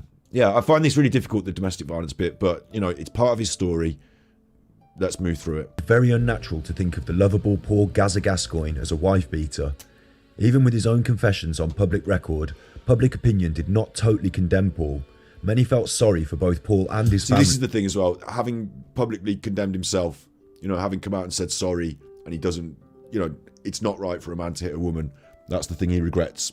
That's okay. You know, okay, I understand his wanting to be better. That alcoholism and depression had stolen the boy they loved, and the man in his place was like a ghost of his true self. I just want to reiterate that I said. Alcohol and depression stole the man that they loved, and you can't stare in the void and you can't drink your way out of it either. So that's quite important at this point in this story of depression, I suppose, is that Paul had opportunities to go a different way, but the alcoholism fueled the depression, was fueling the alcoholism, and then the alcoholism was fueling the depression. You have to be able to get out of that. You have to be able to put a stick in it, and if you can't, then you need help to do it. But drinking your way through it can't be the answer. It doesn't. At some point something has to give, doesn't it? Did not totally condemn Paul. Many felt sorry for both Paul and his family, that alcoholism and depression had stolen the boy they loved, and the man in his place was like a ghost of his true self. We didn't think Paul was a bad person, just that he was doing some terrible things. Gaza was a shell, losing weight and his battle with alcoholism. He was suicidal and eventually sectioned under the Mental Health Act for his own safety. Tell you something else as well. Like, I don't want to stare down the worst parts of his career. You know, this was quite jovial until we got into this bit, wasn't it? But I don't want to say how the mighty have fallen, right? But what I do want to say is that we watch all these people on the telly doing all these things. You know, they're the footballers, they're rich, they're in the England team. He's, you know, on the but it doesn't mean that everyone has this best life, better than you, everything's great and everything's wonderful. We're all humans. So you can give people loads of money, but they're still a human. And like, for me, if I was a millionaire and Omar died, I would feel sad and I would have to go through that. And if I was if I was destitute and Omar died, I would still feel sad about the cat, not my destitution. It's raining again. So I couldn't be happier. It's humanity, and it doesn't like being like we. What I'm trying to say is that like it's about gratitude today. It's about 5,000 subs. It's about gratitude. So I'm grateful, and I want it to grow. You know, I want to go places, but I see people who have been to the top of the mountain, and they ain't. Like, it's not like they're doing. Like Paul Gascoigne might arguably be richer and have more notoriety than me, but on another side, I could argue that he might not be doing as well as me in other aspects. Do you know what I'm saying? So like, I don't know. I'm not critiquing my Paul Gascoigne and measuring me against him. He's obviously done a lot more in his life that is of note in some ways, but I don't know how to quite explain what I'm saying. But you know what I mean? Let's not worry about looking over our shoulders or at the people on the telly or the magazines, or life should be this or life should be that. Or life should be this. Even for those that paint the facade, you know, the Kardashians and the whatevers, even for those that paint the facade, life isn't like that. We're humans and we feel the same human things. I feel sad, I feel alone, I feel happy, I feel grateful. You know, like, we feel the same things and we deal with them in very similar ways. So no amount of money will change that. No amount of money. But on the other side of the coin, thank you for the money. See, I'm cheering up already, getting jokes in, finally making some jokes through a difficult topic, and that's important to me too. Thank you, Ellie. Just says thank you, £10, thank you. It's all going into the big kitty, and today we're gonna, at the end, I'm gonna chuck some towards the cat rescue as well. So, obviously, when you tip, coffee take a cut, and I'm not trying to work it all out. We're not doing a fundraiser. I'm just gonna give a chunk to the cat rescue at the end, but also it's all going into the main kitty for us to do that. And everything else we do on stream. So thank you very much for that.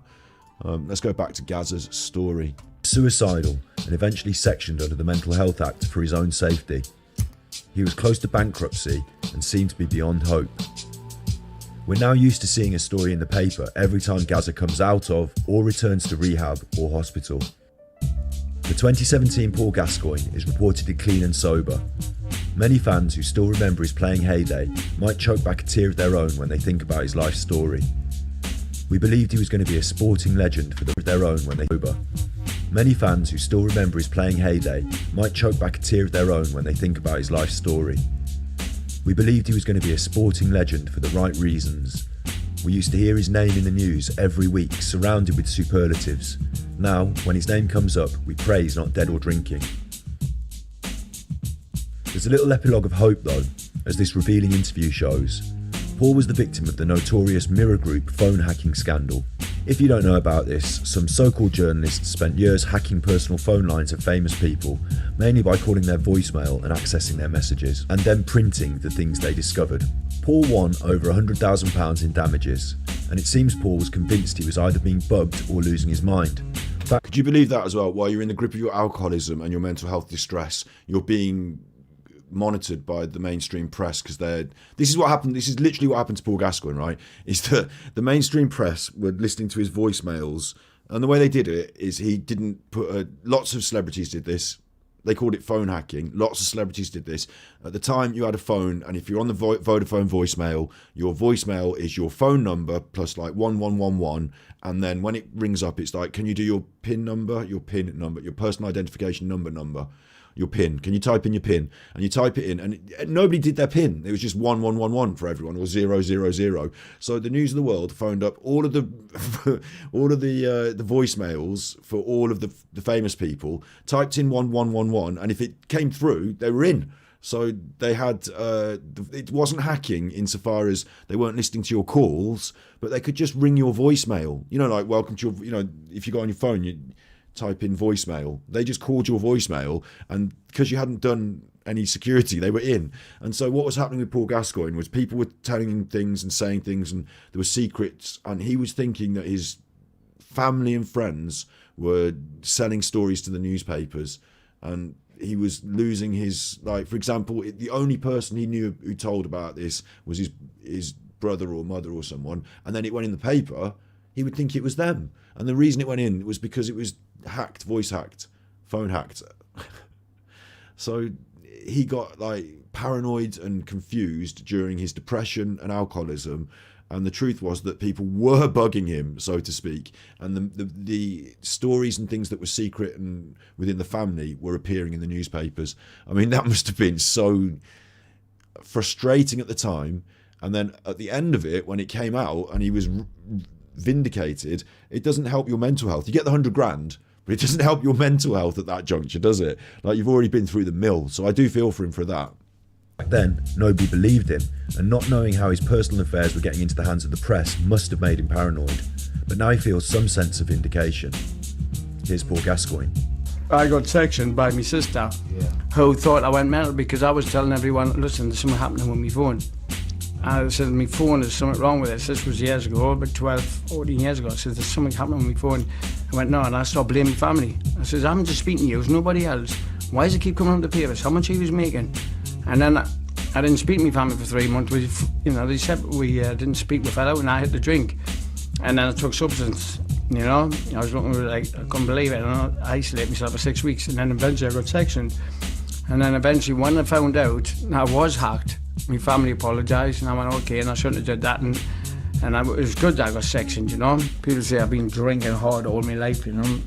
It's not the case. It's just like I don't want to drink. I don't like it. It's just when it comes on, I think it's the fact when it comes on again, it's just speak to my sponsor, Steve Spiegel, or speak to someone, you know, and just don't pick up. It's quite simple, really, just don't pick up, you know, because it's not the drinking side. It's not fun for me anymore. I do it sometimes and I'm feeling, and it's... You're right, he does need subtitles. He is sort of mumbling his way through it a bit. And I actually left in quite a lot of this Gazza interview, which is a bit... It's raining again. It's a bit of a surprise to me as an editor now, because I would have just made a much shorter cut there. Oh, you got the whoosh, but it stopped. I don't know why the whoosh stopped. Why did the sound stop? Swish and then whoosh. We like the whoosh. And I've closed the window, have I, with the old coffee.com. Let's get it open. Your page. It's your page. Alison, thank you. The coffee's there. Actually, has it all gone quiet? Has my whole stream gone quiet? No, I can still hear that. We don't need this one anymore. 10 notes, thank you. 100. Chuffing out. Sorry, I said I didn't expect 100. That's loads. Thank you. Please accept this for myself, just you. Well, like I said, it's going in the kitty, and we are giving a donation to charity today. But I wasn't expecting to give this much to charity, so I will. We'll probably, give less than 100 to charity today. But thank you. You've had cats all your life, and Sky, who's now nearly 14 and dreading the inevitable. I give to a few cat charities and would love you to just treat yourself, like you said. Maybe a tattoo of Omar's name. Yeah, I do consider the tattoos. Thank you. That's a huge donation to me, just me, the stream. Thank you. Thank you, Alison. As I said, I was thinking about giving 50 quid to the charity today. So easily covering that now is your donation, and there's some for me there as well. So I hope you understand that I will be giving some to the charity today on stream. as I've already said I would. But I'm really grateful for that huge donation, giant tippies.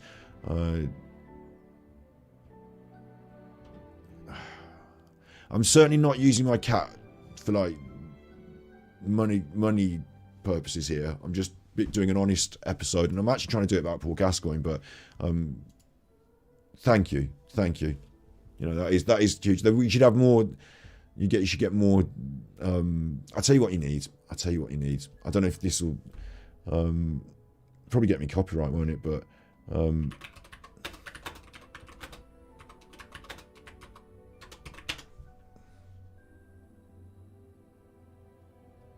probably is it? I think of it as the advert. Is it the Roses advert?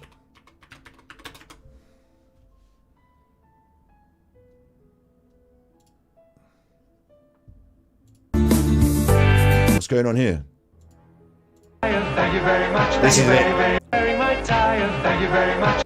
Thank you very much for repairing my tire. Thank you very much. Thank you very, very, very much. Thank you very much for the loan of your dryer. Thank you very, very, very much. Cadbury's Roses, their favourite centres, all lavishly covered in delicious Cadbury. It's actually a lot less sentimental than I thought it was when I was a kid.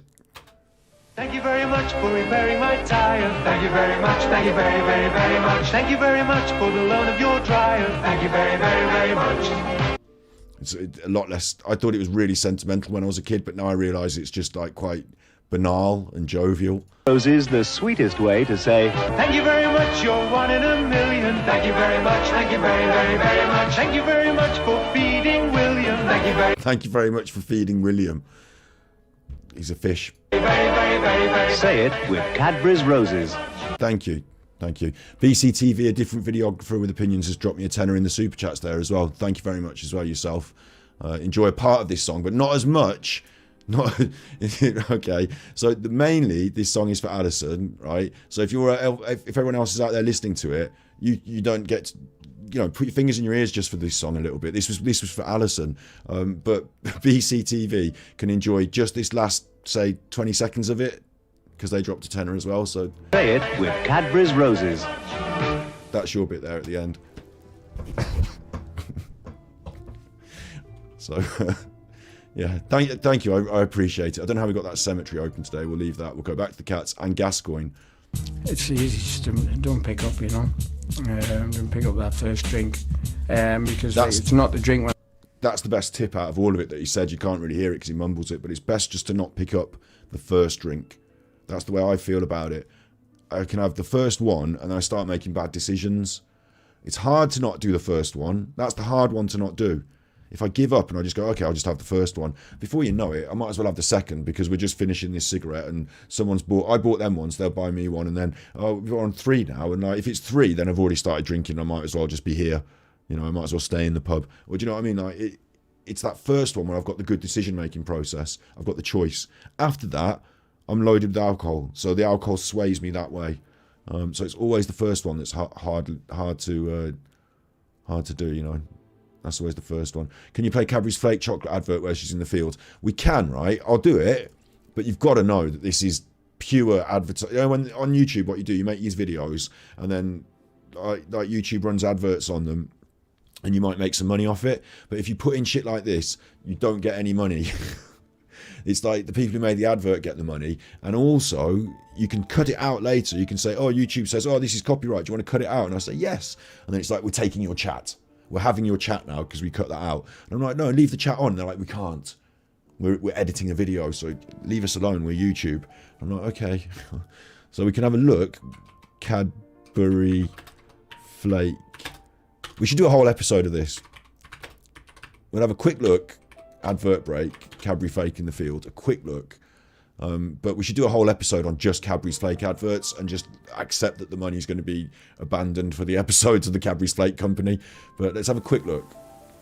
I'll put the mute on so you can't hear it. Right, there you can hear it. Chocolate, I'll mute it. Chocolate like tasty, never tasty before. Look, she's like a gypsy lady. She's in this wagon.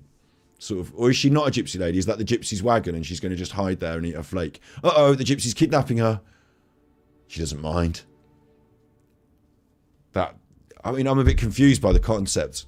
This is a different advert for a massage. Forget that. Look, you're in the field and you've got your flake. I get that. Sexy chocolate. Let's make the chocolate sexy. I get that. The sunflowers are cool and it makes you feel warm and sunny, and it's like, you know, midsummer, you get the vibe, and then it's like a bit sort of bohemian, and you've got the wagon, and there's like, is there a kettle on in there, and the wind's blowing, and like, oh, sexy, and I'm just gonna sit down here. So it's not your wagon. She was peeping in. Hello, Hannah. £2 there from Hannah. Thank you very much, Hannah. She was peeping in, so it's not her wagon. She's like, now I'll eat the chocolate. Over the course of this walk, she hasn't managed to eat the chocolate, or is this her second flake? I don't know. I'm a bit confused now. She was eating that one. That one's gone in the mouth. I think this is her second flake. Maybe she bought a 4-pack. And then she's in there, and the wagon's going. She don't give a shit. She don't care. So she can always jump off at a later date. It's not going to get up at much speed, is it? I would have thought probably not going to. You know, you can have a little ride, and then when you're fed up, you can jump off. But she don't care. Maybe she lives down that way. Maybe she wants to go down that way. I don't know what the person riding the caravan looks like. I don't know what kind of people they are. I'm not judging. It's a gypsy. Well, it's a gypsy because they're in a gypsy caravan. That's not like me going, oh, you're gyppo. They're a gypsy. So it could be, you know, it could be anything. She don't know either. She had a peep. She didn't see him. So as far as she knows, it's lucky dip. Lucky dip tonight. You know, could be anything. See what you get. She's got a little free trip home. Assuming they write. How does she know where they're going? She doesn't know. She's got no that way. Going home that way. Buy the flakes. At the end of the day, that's the main point. Buy the flakes. You too could be kidnapped by a gypsy. Or look, I think the message was something about. I think the idea was that she enjoys the chocolate. What is the message here? I'm really confused. I get this bit. You're in the field and you're eating the flake and like sexy chocolate. Make it look sexy. Make the landscape look amazing and make her look sexy while she eats the chocolate. Everyone's going to want to buy those chocolates then. Ooh, I'll tell you what. When you're down the one stop, you know, not sunflower fields around where I live, mate. When you're down the one stop, the bookies next door, there's like that little bit where you tie the dog up and it's all, you know, the bit where you tie the dog up and it's like rusted and like there's an old chain on it and like it's a knackered old pole. Like you tie your dog up on that, and then there's people coming past in the bookies, and the local pub's just down just that other bit. So there's people outside there smoking a fag and having a drink, and you've got your flake, right? And you sit on the little wall, you know, the little wall where they reverse their cars into it, and it, you know, that little wall, they smash in. Sometimes someone reverses their car into the wall. You know, you sit on the little wall and you have your flake. Get that down me. Interesting, funny things being said in chat as well. Get me flake down me. And then I'm off with the gypsies for a free ride home. I mean, it's very similar to the way we live. Very similar to the way we live in England. But not exact. Not exact. Let's go back to Paul Gascoigne, who was giving me life advice. I'm drinking, it's actually the consequences when I stop. And going, wow, look at that, look at the state I was in. You know, and how many people are upset this time, you know. Well, mostly it's me that are upset. You know, because I see the benefits when I'm not drinking, you know. Got it, yeah. I've let that edit run on a bit too long there, Scott, so I'm just going to skip you forward. It finishes with his inadvertent racism, but I don't think he understands what is and is not appropriate or offensive. Because he's not really racist, but he has said racist things. So that's not... And then we go on to Tyson Fury. So we don't need to... This is not unimportant. We're going to bin that off now. We're going to bin off that. We don't need to see me crying about the cat anymore. We're going to finish on the river. That's what we came here to do. So that's what we're going to... I do tell you at the start of the episode, this is what we're going to do today. And then it takes me bloody ages to get there sometimes. That's the whole point. Isn't it? That's the whole point. If you heard me at the start say that we're going to be on the river and reacting to this, and you've waited for an hour and 30 minutes, then yes. Yes, I've done my job. Got you edged right on. Got you, hooked you in. Like you're the fishy on the line. You're the fishy on the line now. Now it's time to really win and show you what it actually is you were here to see. So it's just psychological techniques to get people to watch the episode. That's all. It's not. It's just I get distracted and I go on and you know and that. But I want you to know what it is that we're going to be viewing today as like a little courtesy so that you know what's coming up, like they do on the telly. Do you know on the telly when they're like coming up, it's what's going to happen on the telly, and you're like, well, that's fine. I'm going to watch it, so you don't need to tell me what's coming up. I'm here to watch it. Like, I'll see that in a minute, won't I? Coming up. It's like revealing part. You don't go to the, what you don't do is you don't get a book, right? You don't get a book, and as you're reading, coming up in this book, so you can just like skip on to like page 40 and have a little quick read of a bit. Ooh, and then you skip on to page 70. Maybe you do. Maybe that's how you choose your books. I don't. I like to get to page 40 when it comes, page 70 when it comes. Don't need to see coming up. I've done it to you today. Anyway, look.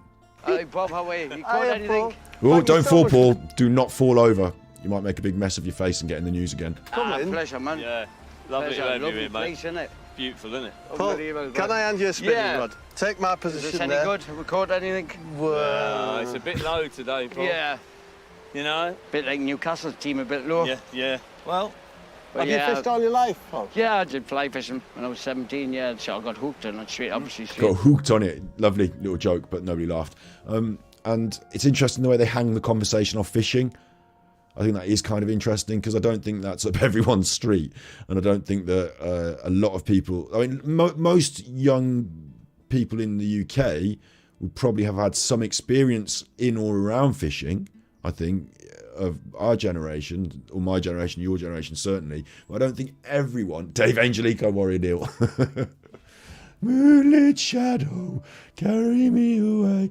I think. Oh, you're gonna have to tell me now. Wait. We're gonna have to do a timeout. People are talking about different kinds of chocolate in chat.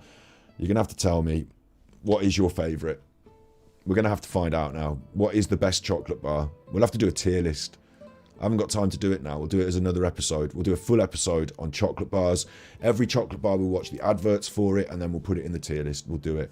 But, we'll get back to fishing in just 1 second. I just need to know what your favourite chocolate bars are. These days, being vegan myself, it's difficult for me. I have to go for sort of it's not that difficult. It's all the dark chocolate. So I tend to just go for dark chocolate with nuts in it. That's sort of my favourite. But I bet we're gonna have some interesting answers in chat for this. We should do. Minstrels. Mary Lee likes the flake. You've been sold it recently. You're biased because you just saw the advert. If anything, it's trending because it's on my picture now. You can see the picture trending. Galaxy's coming up there. Fries chocolate cream. 2 different people talking about Fries chocolate creams there. That's an interesting choice. My mom does like a Turkish delight, I'll tell you that. The little slightly luxurious, slightly smaller Snickers.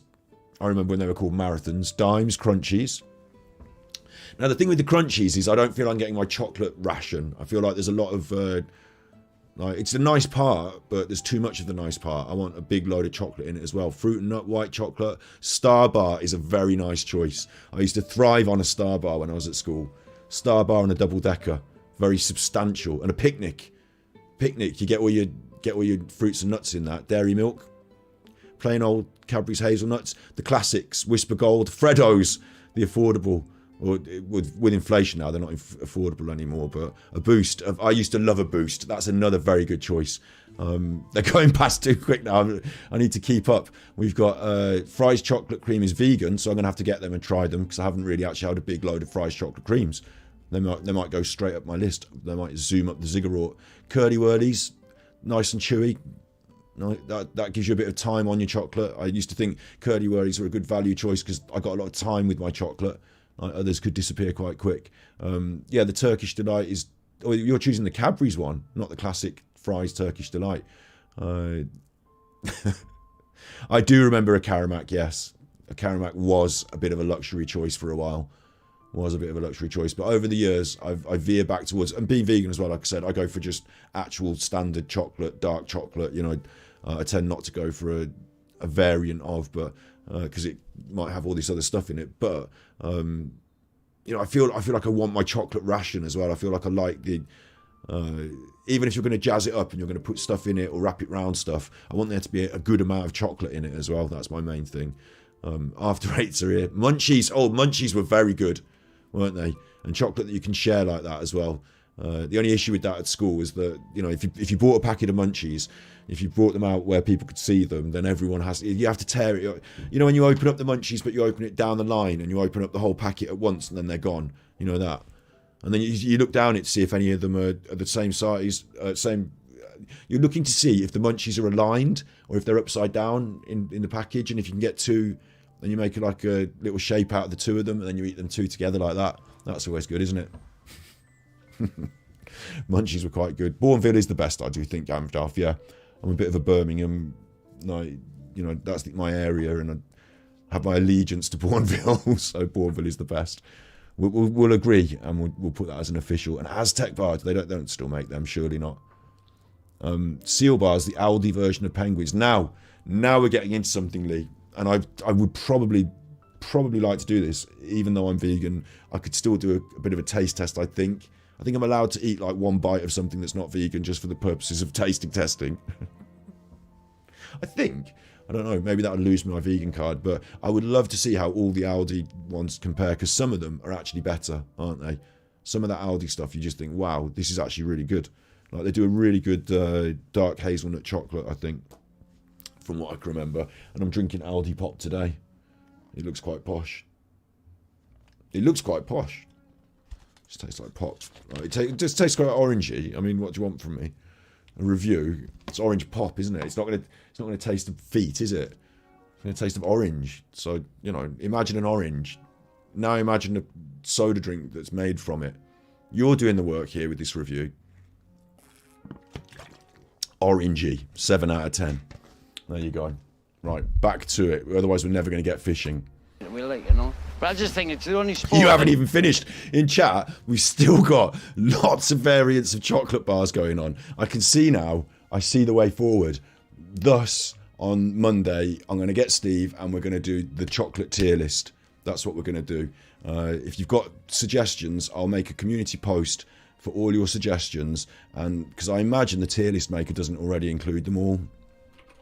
Tier list maker. The way it has to work for tier list maker is you can create a tier list for anything. Oh, you can create a tier list for anything. Yeah, I'm going to reject all of your things though. Save and exit. Thank you.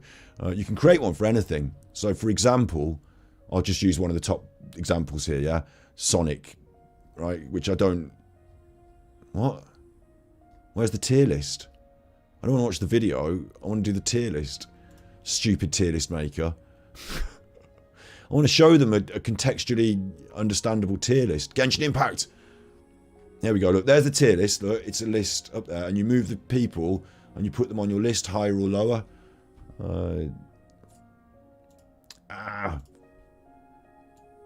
want to be able to see the actual tier listy bit as well. They have rankings, look. Higher or lower. They're good or bad. And if they're a good character, they go at the top. I like them. And if they're rubbish, they go at the bottom. Oh, look at you. You're rubbish. Oh, you can go in the middle. You're really good, I like you. You're quite good. That's fine. So there's no one rubbish in Genshin Impact. You can go rubbish, right? You're well rubbish. Right? You see what I mean? And you make a tier list. If anyone's not familiar with that. There will be a chocolate one. There will be a chocolate one, right? So tier list maker. And then there's a search here somewhere. It's quite confusing, their website. For me, it's quite confusing. There's buttons, but I don't know. I don't want the buttons. I want just the search bar like everyone else uses. Search for, create a chart, custom templates, chart templates. What? It's tier list maker, British chocolate. Right, so there will already be one here, look. And they've got a lot of stuff on it. But it won't have all the stuff. It won't have all the stuff. So you make your own one and you put all your pictures in a folder, you upload them, and then you've got your own one, and it's up to you then, yeah? So what we have to do is we have to make the list, upload the pictures. We can do it live on stream potentially, but we might do the big list the day before so that we get a stream where we make the list and we watch all the adverts and make the list. And then we do the tier list stream where we elevate and situate. I think everyone in chat wants to do this. From what I can see, the hardcore people who enjoy my content are well down for that. So we'll be doing that. We'll be doing that in the future. That's coming up. Imagine. Just wait. I still haven't made my sushi yet as well. That's going to have to happen really soon because otherwise it will get too long. But that's another story. It's not real sushi, it's plastic sushi I bought off the internet as a little project. Dark chocolate bounty bars are vegan. Wow, right. That's going on the list next. I didn't realise that. Things that are accidentally vegan are brilliant. They are good. I do like a bounty. Again, I feel I get a bit stitched on my chocolate ration, but dark chocolate, I forgot the bounty bars came in red colour. Dark red for dark chocolate, isn't it? Red. Danger. Red, dark chocolate. Blue for well, that's coconut flavour blue. Purple for normal chocolate. And that's... Anyway, look. What's the worst chocolate? The worst chocolate. There are Christmas tree chocolate that's been for a year in the cupboard and then you put it on the tree and it's all got white on it when you open it. But Christmas tree chocolate is also one of the best chocolates when it's nice Christmas tree chocolate and it's the new one and it's Christmas tree chocolate. Having to pick off the tree. That's quite nice. Chocolate raisins, someone says, is one of the worst chocolates there. Chocolate raisins. I mean, I actually like chocolate raisins. The one where they mix them up together. I mean, someone did say minstrels earlier. The one where they mix them up together, sometimes I feel like I want to just be able to put everything in my mouth at once. I don't want to have to worry if it's a mint one crossed with a peanut one or whatever. So I like an M&M. Have been partial to an M&M. Can't have them anymore. But it's when they put different flavours in and you have to like worry about whether you've got the mint one or not at the same time as the... That throws me off. And in the Roses tin or in the Quality Street, it's the chewy ones, isn't it? They're the worst ones. The toffee penny. I mean, we all know it. Don't get me started. I know some people who will defend the toffee penny, but we all know it. It's the toffee penny's the worst one. It doesn't even have chocolate on it. So, like, what's it doing in the box of chocolates for a start? Honestly. Like, it doesn't even have chocolate on it. It's like, somehow it's managed to sneak its way in there. Fudge. Like, what are you on about? Toffee. Yeah, this is a chocolate assortment, mate. Chocolate assortment. Chocolate's the main thing. Some of these in here are just pieces of chocolate. Some of these in here. It's quite acceptable in a chocolate assortment like Roses or Quality Street to just have one of them that is just pure chocolate. And you eat it and you go, oh, there's nothing in this one. It's just pure chocolate. But that's fine. Quite like that one. Let's have another one of them. Quite often that's the case, yeah? Isn't it? That's fine. The ones that have no chocolate, you're like, whoa, cheated here. Should have mixed that up. Should have done something with that. I don't know. People, yeah, there you go. People in chat loving the toffee penny. I knew it would happen. Some people, toffee penny killed Nicola. I was on a toffee penny meeting. Indrid Cole simply says fudge. Hello, Indrid. Yeah, the toffee penny. It's not, these things are sent to test us in an assortment as well. I understand now I understand more fully now what Forrest Gump was talking about when he described life as a box of chocolates. You know, sometimes you'd get a fucking toffee penny. What are you going to do with that? You're not allowed to put it back now. You've been touching it. You've unwrapped it for a start. You can't rewrap it. There's no rewrapping of these toffee pennies. They're out in the open now. Everyone's seen it exposed. It's fudge. It's fudge, mate. What? Yeah, it's fudge. Can I have a... No, you can't have a second. You got fudged. I didn't want... Yeah, you didn't want... Should have picked better. Look at you with your improper... You should have gone for the most triangular shape. Never... Fudge never triangular. Triangular, always good for chocolate. Always good. Toblerone was mentioned earlier in chat. Triangular shaped chocolates are never going to have fudge. Fudge doesn't go well into triangles. So it's something to do with shapes. Apparently it's circles and fingers. They have fingers for fudge. Big fudgy fingers. You don't... The minute it starts... I mean, honestly now, the minute you start making fingers out of anything, I start wondering. I do. Cadbury's fingers are alright. They're little biscuits with chocolate on them. Back to chocolate. But fudge fingers of fudge. I just wonder. You know, I don't want chocolate that's been designed by pedos. I'd rather chocolate. I just don't want... It's the thought that counts sometimes. Anyway, we're going to go back to this fishing video, which I'm watching as a mental health exercise. It takes your mind away from everything. You know, it takes your mind away from everything, says Paul. It certainly does, doesn't it, in your waistcoat? The waistcoat's not a good choice. Now I'm in my flow, so it's too late for us now. I've been smoking. I'm in the flow. It's not a good choice for fishing. Why aren't you wearing a hat like the others? And why aren't you wearing like a coat? What I've just realised, he's wearing like this shirt, like this sort of snazzy Ibiza sort of shirt. Hello, Beaclet Jog. I need my opinion on that old chuffer and the CCTV, please. Yeah, I mean, that old chuffer, whose name we don't mention on this channel because I don't need to. That old chuffer, just probably getting something off someone else's video. If you want to find out what he thinks, go and watch other people's videos and you'll find it somewhere. We will get back to that topic, we will, but not right now. Thank you very much for the money, though. I'm going to take your money and not refund it, but at the same time, I'm not really going to address what you asked me to address in the money chat, so you got stiffed. Yeah. Look, what's Paul doing? It must be cold. He's out by the river. It's not midsummer, this isn't. You know, he's a tough geezer, isn't he, in a way? Little waistcoat. Why not, I mean, I just feel like, one of those countryside jackets. Maybe, because you think one of those little green jackets that's got pleating on it, it's got a few pockets, you'd go for maybe a hat. I don't know who's styling Paul Gascoigne. The Lion Bar come out in chat there. The Lion Bar in America. We've got a few Americans in chat. You don't know what the fuck's going on. And I said this to I got an American quite irate the other day in chat. They left me a comment to say, "Oh, you're down on America," because I was talking about how different cultures read body language slightly differently. And, oh, you poo-poo in America. I'm not poo-pooing them. I just said they're different body language. And here, I'm not. Oh, a fuse, Neil. The fuse. The fuse is one of the, top of the class. Finally got it right. The fuse. Why did they take it away? The fuse. In England, we don't just have chocolate bars like Hershey's that taste like pavement. I've tasted a Hershey's. You don't know what you're missing.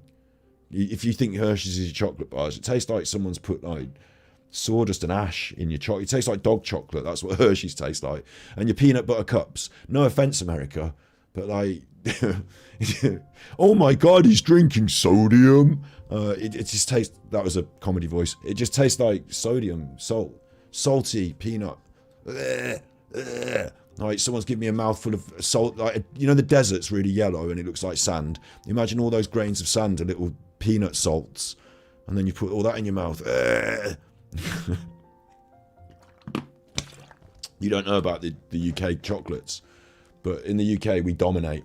We dominate with our confectionery. Absolutely dominate. And they think, oh, Europe, don't they? Oh, you Swiss chocolatiers with your tall hat and your bowl. And your tall hat and your bowl, and everything's clean and it's all white. And I'm doing my melted chocolate in my bowl and I'm making it in the shape of a horsey. Get away with you. No one's messing about with that shit. I've made a fairy's castle out of buns and I'm going to put chocolate. Get off. Get back up your mountain. Right, get back up your mountain with your trombone horn. Fuck off up back your mountain. What we want is about 50 pence. I don't know what the prices are these days. Inflation. Back in my day when I was a lad, 30 pence worth of. You want it in a bar shape, wrapped with a jazzy name. A name that has no pertinence to chocolate whatsoever. I think you've seen a lot of the names coming through. Look, there's another one, Club. Like, biscuit is often involved. You can have a biscuit break or you can have a bar. And in it, there's got to be some little bit of jazz and pizzazz, some ingredients going on. And we've got a full range, full deck of them. And then, Thorntons, don't even get me started. The Thorntons, the Venetian, what is it? They don't do it anymore either, do they? What is it? I've forgotten it now. My sister, Viennese. I don't know. Forget it. And have you ever had a Viennetta? Right. Look, Paul Gascoigne. When I played football, that 90 minutes on that grass was my life. Like, I was free to do anything. Which that's why I loved it so much. I think it's the same with fishing. It's the same with everything in your life, actually, Paul. I don't know if you realise this. For 90 minutes on the grass, he was free to do anything. He's free. Same with fishing, just you and the water and your rod. It's also kind of the same with your life, but I don't know if you realise this, but you can make choices. I think everyone should feel this in their life. You shouldn't feel trapped. And if you do, and if it feels like you're trapped in this grind that you can't escape and it's not fair and you don't want to make those choices, there are times in life where you can say, oh, hold on, time out. I'm going to put a handbrake on this and just going to reevaluate my life choices. And if I want to make different ones, I've only got one life, so fuck it, I'm gonna. I think that's okay to feel like that. Drifter. Oh, the drifter. The drifter. How many of these chocolate items are there? I'm going to do a community post. after this, I'm going to make a community post, and I'm going to need all of this as a list, because I'm going to have to get a photograph of everything to put in this. We'll probably do it as a stream after that as well. Once I'll probably say, look, we've been asking the community post, but now we need you in stream to add. Like, we'll do it again. So keep these in your mind, right? Because we're coming back to this. Today's topic is not this. I'm not making the list today, but there's a lot going off in chat that needs to be on that list that I would not have remembered. B-Click Jog, he changes the colour, not tech-minded. All right, yeah. I never did a light on that too much. It is simply a colour balance thing that we can do. You know, like a filter you can do on your phone. It's quite easy to do. So yeah, like you can adjust. We can put it in my editing software and mess with the color balance, and I can show it you in the camera, third person, so to speak. But for a different day, thank you, B-Click Jog. He's an idiot, isn't he? He's obviously an idiot. So the less I say about the idiot, the better, I think. But I did call him out publicly just for that one thing. Yeah. Right. I've got things in wheels in motion in my mind about things as well, bigger things than that idiot, but they will come. But they're slightly concerning as well. Crunchy, the Crunchy's back again. Lots of votes for Crunchy, you see. Right, when it's right, when the time is right for a Crunchy, you eat a Crunchy, yeah. But when the time is not right for a Crunchy and someone hands you a Crunchy, you're not happy that someone else has got the full dairy milk experience. It's just that simple. There's not enough chocolate on the Crunchy. There just simply isn't. No one's been big on Kit Kat, but Robin Hood's got one in there. Kit Kat has got to be the Don. Yeah, no one's been big on Kit Kat, but you're right. Kit Kat in America as well. This is one thing we don't have in the UK. This is something else. Kit Kat. In the UK, your Kit Kat, look, it's red, right? It's red. I don't even have to spell it right. It will come up. Look, Kit Kat I wrote, and it come up with Kit Kat. It's red, okay? That's the Kit Kat. End of. No more discussion. You get a big one, Kit Kat Chunky. Now, that was dominating for a while. For a while, that was the dominating chocolate bar. Everyone wanted to eat a Kit Kat Chunky when that came out. To see it, to taste it, to hold it, to be part of the collective experience of wonder. Everyone wanted a Kit Kat Chunky. We all had a Kit Kat Chunky. That's it in the UK. You don't get anything else. You get them in 2 finger, 4 finger, and, you know, depends where you're shopping. Yeah, right. 2 fingers, 4 fingers, and a Kit Kat Chunky. Now, in the rest of the world, what the fuck is this? That's too much for me. You've changed the chocolate. You've changed the filling. It's shape. It's in the same shape as a Kit Kat. It's not a Kit Kat. It's not. It's in the same shape as a Kit Kat. It's not a Kit Kat though, is it? Kit Kat's got chocolate on the outside, wafers in the middle. That's what defines it as a Kit Kat. No, it's the shape and the fingers. Fingers. We're back to fingers again. Who's doing this to me? Look at this. Who's done this? It's blue now. Blue. Yeah. And the muffin inside. So it's not a Kit Kat then. It's like some sort of blue muffin finger. It's not a Kit Kat. Yeah, it's Kit Kat blueberry muffin flavour. No. Right? What are you on about? If I say, could you please get me a Kit Kat? I'm off down the shop. Do you want anything? Oh yeah. Here's 50p. Can I please have a Kit Kat? And you come back with that. That's not what I wanted, is it? What I wanted was the chocolate and the biscuits. What I've got is like, you know, fragrant wafers and... What's this now? Who's done this? Who's done that? Mint and dark choc.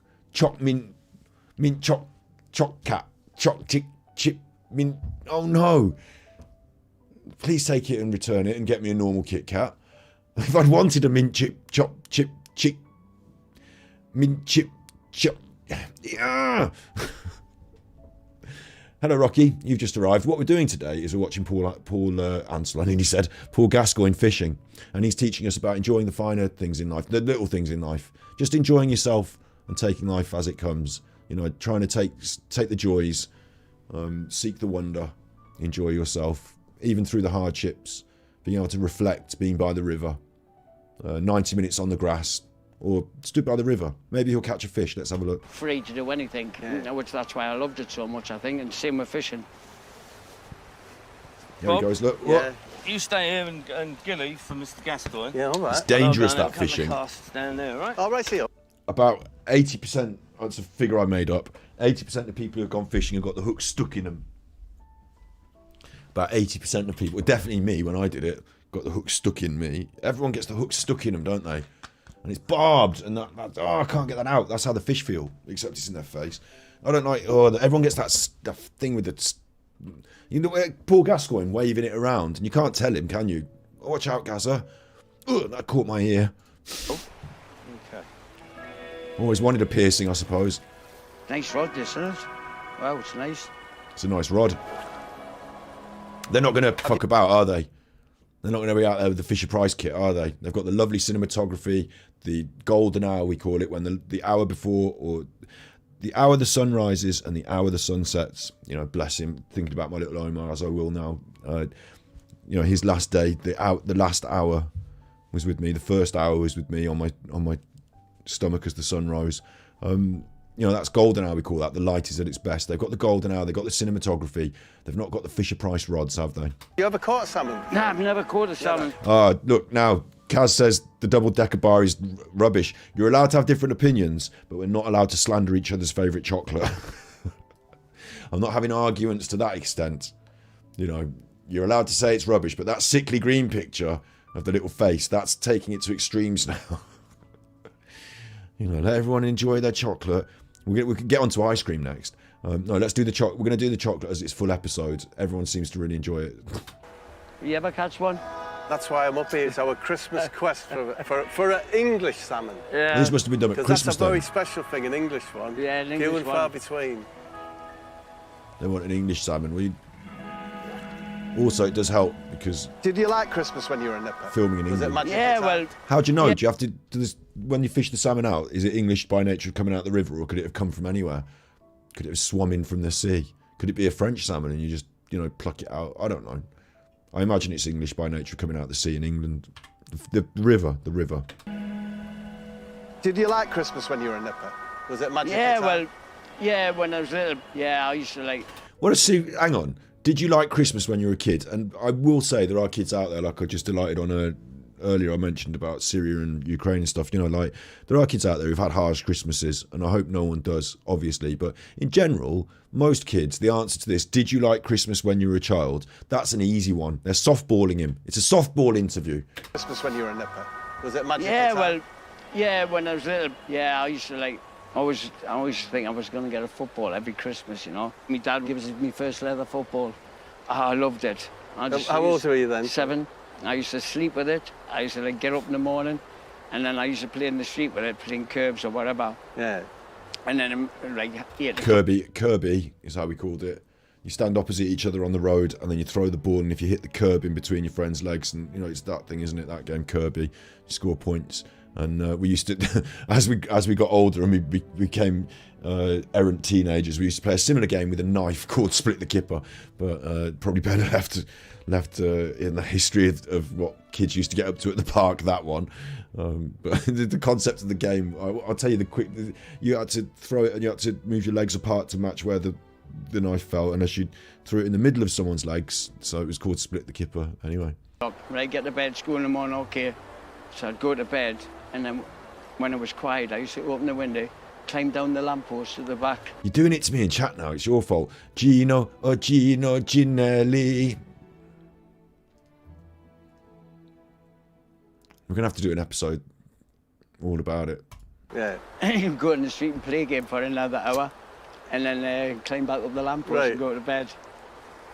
You just get bored quick, easily, you know. This is good for me.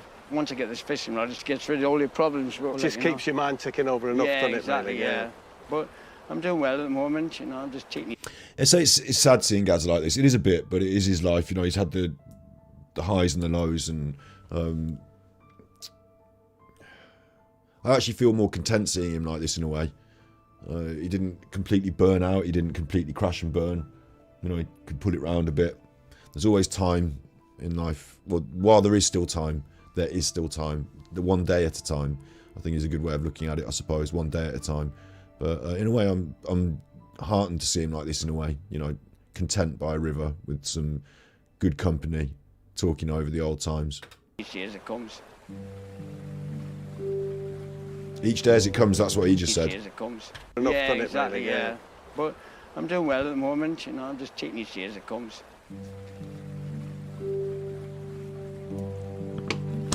Do you live on your own at the moment? Yeah. How do you find that? Sometimes all right? hard. Sometimes all right. Well, I haven't seen the family for ages, so it's nice being up there. Are you going to see your family whilst yeah, you're I up seen here? them yesterday. I took my mum shopping. Yeah. Nightmare. She said, come on, treat the Marks and Spencers. Yeah, your mum, get that, that's nice. God, took me ages. She only got about 6 bits. Took about an hour to get 6 bits. Yeah, it's funny as well, like, you know, it's the normality again, isn't it? You know, took Mom to Marks and Spencer's and took her an hour to get 6 bits, and, you know, the normality of life again from someone who's been to the top of that mountain, like I said. And we all have access to this in our lives in a way, even if you live in the city, like, there are parks and there are places and there are ways out. It's nice to take a day. I go walking the dog quite a lot. You know, I'm a dog walker, and this is one of the great joys of my life, even though I don't necessarily... Like, I can't say that I go dog walking because I want to take the great joy of sitting by the river and this and that, but, you know, you go walking places and sometimes there are places where the river is and you're just there and you just happen to be like, wow, this is actually really, you know, this is it, isn't it? This is it. This is all of it. This is the beauty, and it's bigger than me and it's bigger than us and it's bigger than any of us, isn't it? It's just like we're part of it for a small time, just like every other little adorable little woodland creature. But you know what I mean? Like, it's big, isn't it? And like, I understand why fishing, even though you're there to tear the fish from the water, to rip them from their environment, even though you're there to do that, brutality, work meeting, even though you're there to do that, there is something serene and peaceful about just being part of it, you know, just being out in it. And I think we all need a bit of it sometimes. Any Christmas list this year, Paul? What would you like? And they talk about loneliness as well. They briefly talked over it. I'm really lucky that you're all here in chat, you know, and we're talking and stuff. It's also important that as the, you know, team leader on a stream, I make it clear that this is part of social world. So, you know, online social media, it's part of it. But the people that you're closest to, your family, your friends, you know, the people, you know who I'm talking about when I'm saying this, you know who you're thinking of. It's important that you talk to them and that you maintain contact in the real world. Like, this is the real world. I am really here talking to you. You are really here in chat typing these things. You are really watching this on the internet. But in the wider world, you know, it's important to make these connections and be in these spaces. Yeah. And the Christmas, probably a nice new rider, probably. But really just try and enjoy it, you know. Yeah. I think the last few Christmases I haven't had the best out. Oh, that's due to me, like, you know, more than anybody else. And just normally I dress up as Santa Claus for the nephews and that. Right. It's got the age like, F off, Paul, we know who you are. Okay, because I didn't... No, keep doing it, Paul, please. Thanks, it's brilliant to see you. Nah, it's great. Been a pleasure fishing with tight lines, as I say. See you, Gazza. You didn't get a Bob, fish? you don't seem very happy. You didn't get a fish? Huh? You seem a bit down. Yeah, I'm a bit down, actually. Yeah. What about if they liked or subscribed to Bob and Paul? Yeah, you can subscribe to Bob Mortimer and Paul fucking Whitehouse on the internet. Yeah, you can subscribe to them. If you haven't subscribed to me, then you're a chuffer, right? I want to see the subscribe. Most people in chat are people that I know have already subscribed. So in order to up those subs more, I would encourage you, if there's anyone you think that needs to hear something like this, that's been through something that maybe wants a bit of buoying along, you could start a conversation with them by saying, have you seen this video? Do you want to talk about, you know, it could be that conversations are harder to have, but if you talk about things in other contexts, like, did you see what they said about Gaza? You know, like, you know, things like that. And this way I get you to share my videos with your friends, and that's the best recommendation. Like, YouTube does recommendations for people, but when your friends say, have you seen this thing? It's actually the best recommendation, isn't it? So it works for all of us. I encourage you to share this with your friends, but for reasons, you know, for reasons. And yeah, so what we've done today is we've done the poem.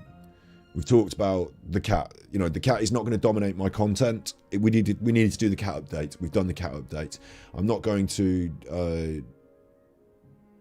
Yeah, we're going to. You know, I think it's a bit like, imagine I was watching TFI Friday and Chris Evans and his cat died. He might talk about it a bit, but every TFI Friday from there on after is not going to be about his cat.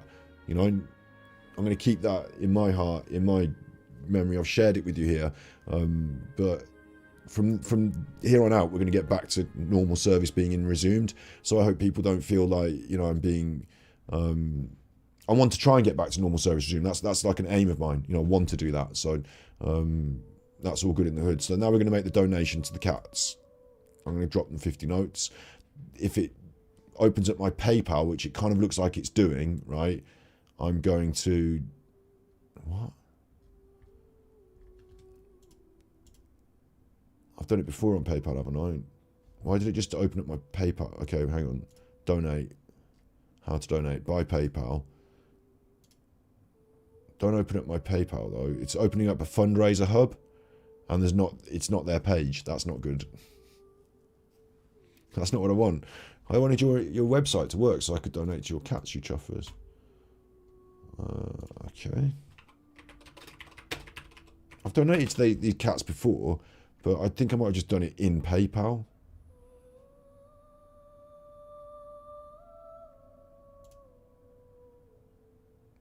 This is their old website. In their old website, it's like make checks payable to. Bless. But I guess some people do checks, don't they? By PayPal. What?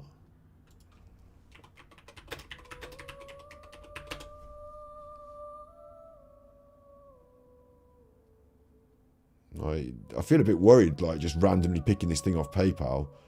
I mean, it must be right, mustn't it? Charity number it's got on it. That must be right. Although, could I just open up a PayPal and then just be taking money and it just going into like... Because it looks a bit non-professional, doesn't it? I feel a bit worried about just giving out the money on PayPal. I'll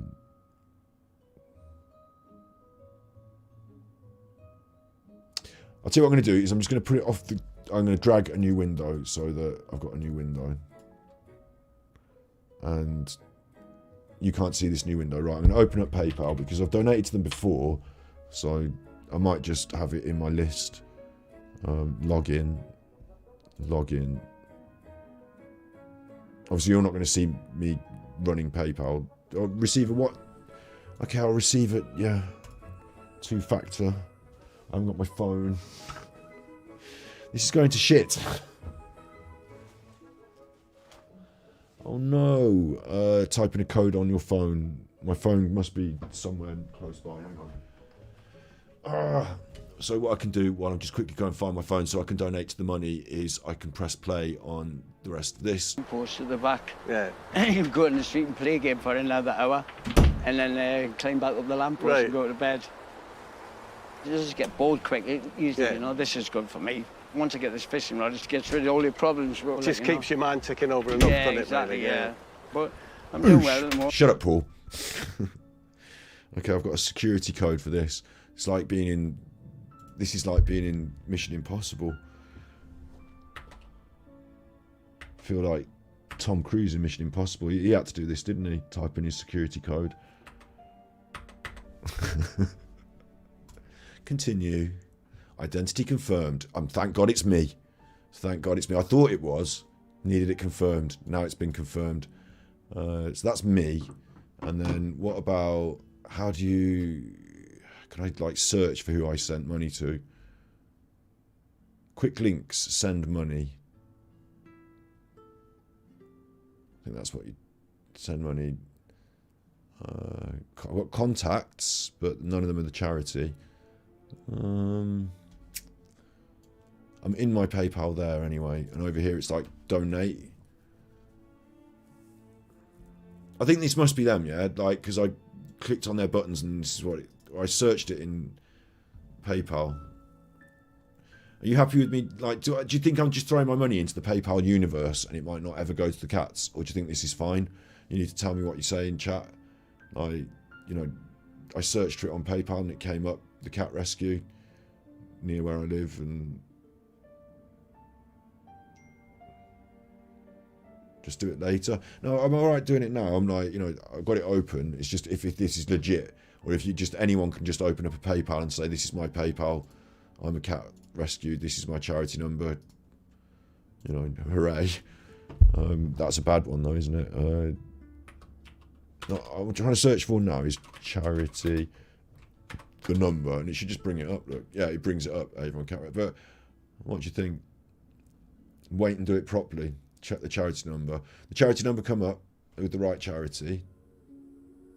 The problem is on their page, you click donate, and when you click donate, and I've done it before, it takes you to their donation thing, you know, to their Avon Cat Rescue, thank you very much for the money. But here, it's just took me to PayPal. It's raining again. I couldn't be happier. Swish, and then whoosh. Thank you, Snippies, for the tippies. This time, it's just took me to PayPal, so it hasn't gone straight into their... some love for the kitties and the super chopper. Thank you very much, Snippies, thank you. Thank you very much. 20 notes, I really appreciate it. I wonder how we don't have time really to talk about like the move now or whatever, but I'll get onto Twitch later, I think maybe, and we might do a bit of a stream there. Yeah, it took me to the PayPal, not to their PayPal. So this is an issue to me. And then I suppose they want me to search it on that search bar, so that's what I did, and then it came up.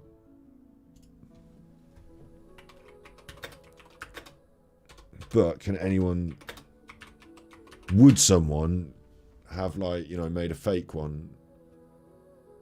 And can you get on there if you're not a charity? Do you know what I mean?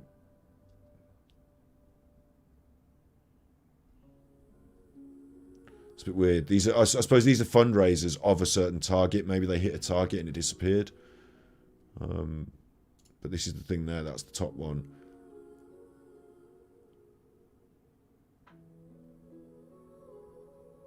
Tell you what I'm going to do. I'm going to give half of what I was going to give 50 notes, but I'm going to give half of it 25 notes, yeah? And then if it goes wrong, we've not lost as much money, and we can give the other half, like, we'll put it in the kitty for the next charity thing. We'll, like, that way...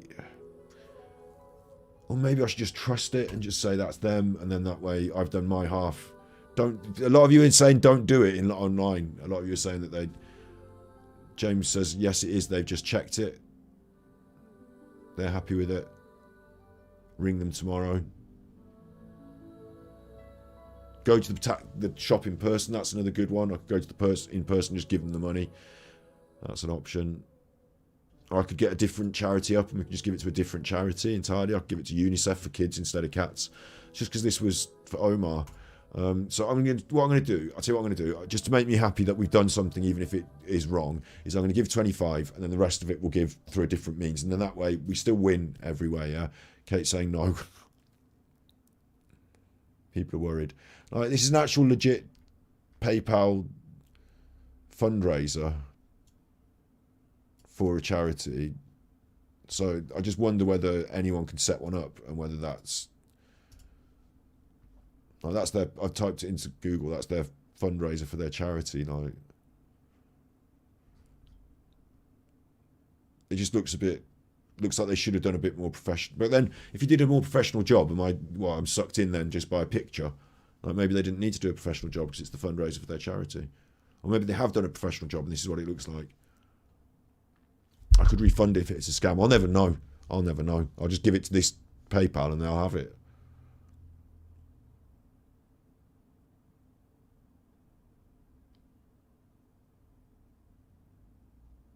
Go to them and not online. I'm planning to go to them because we've got... Actually, yeah, there's a good point.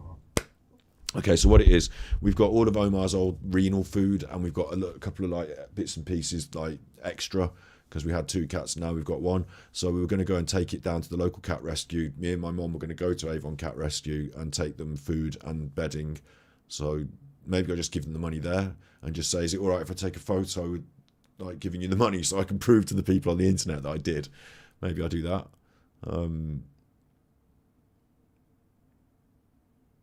So what I'm going to do is I'm going to go to UNICEF, and right now I'm going to give some money to UNICEF because I'm not going to do a stream where I say I'm giving money to charity and then I'm not giving money to charity. That's not happening.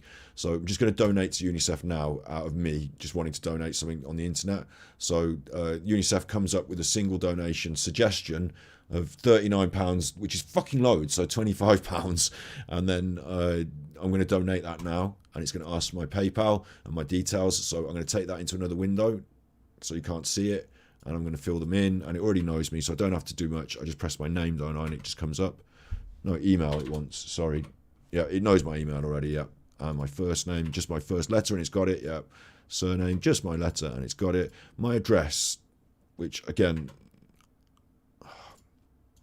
now we want the postcode, don't we? Yeah, okay, 41 of them. Well, obviously, there's a lot of houses around my way. That's mine. You've got it. You've got it. Okay, continue to payment. I like giving money to UNICEF. Yes, I'd like to boost my donation for gift aid, and we're going to do PayPal. This is why I've got it on another window. And if my song's run out, you want the Flake advert again? Never tasted before. Firefox fills the pocket.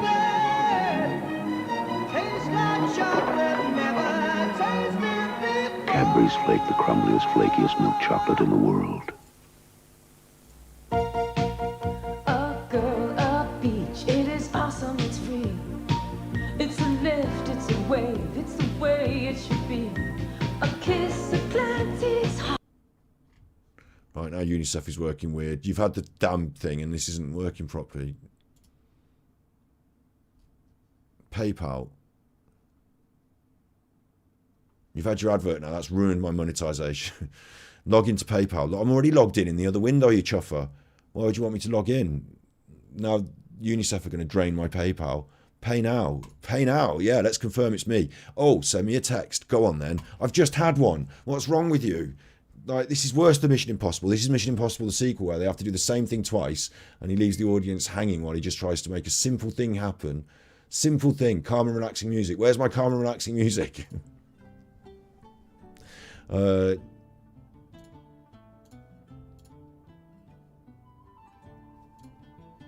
Because I've gone off the window, it's gone off it now. Hang on.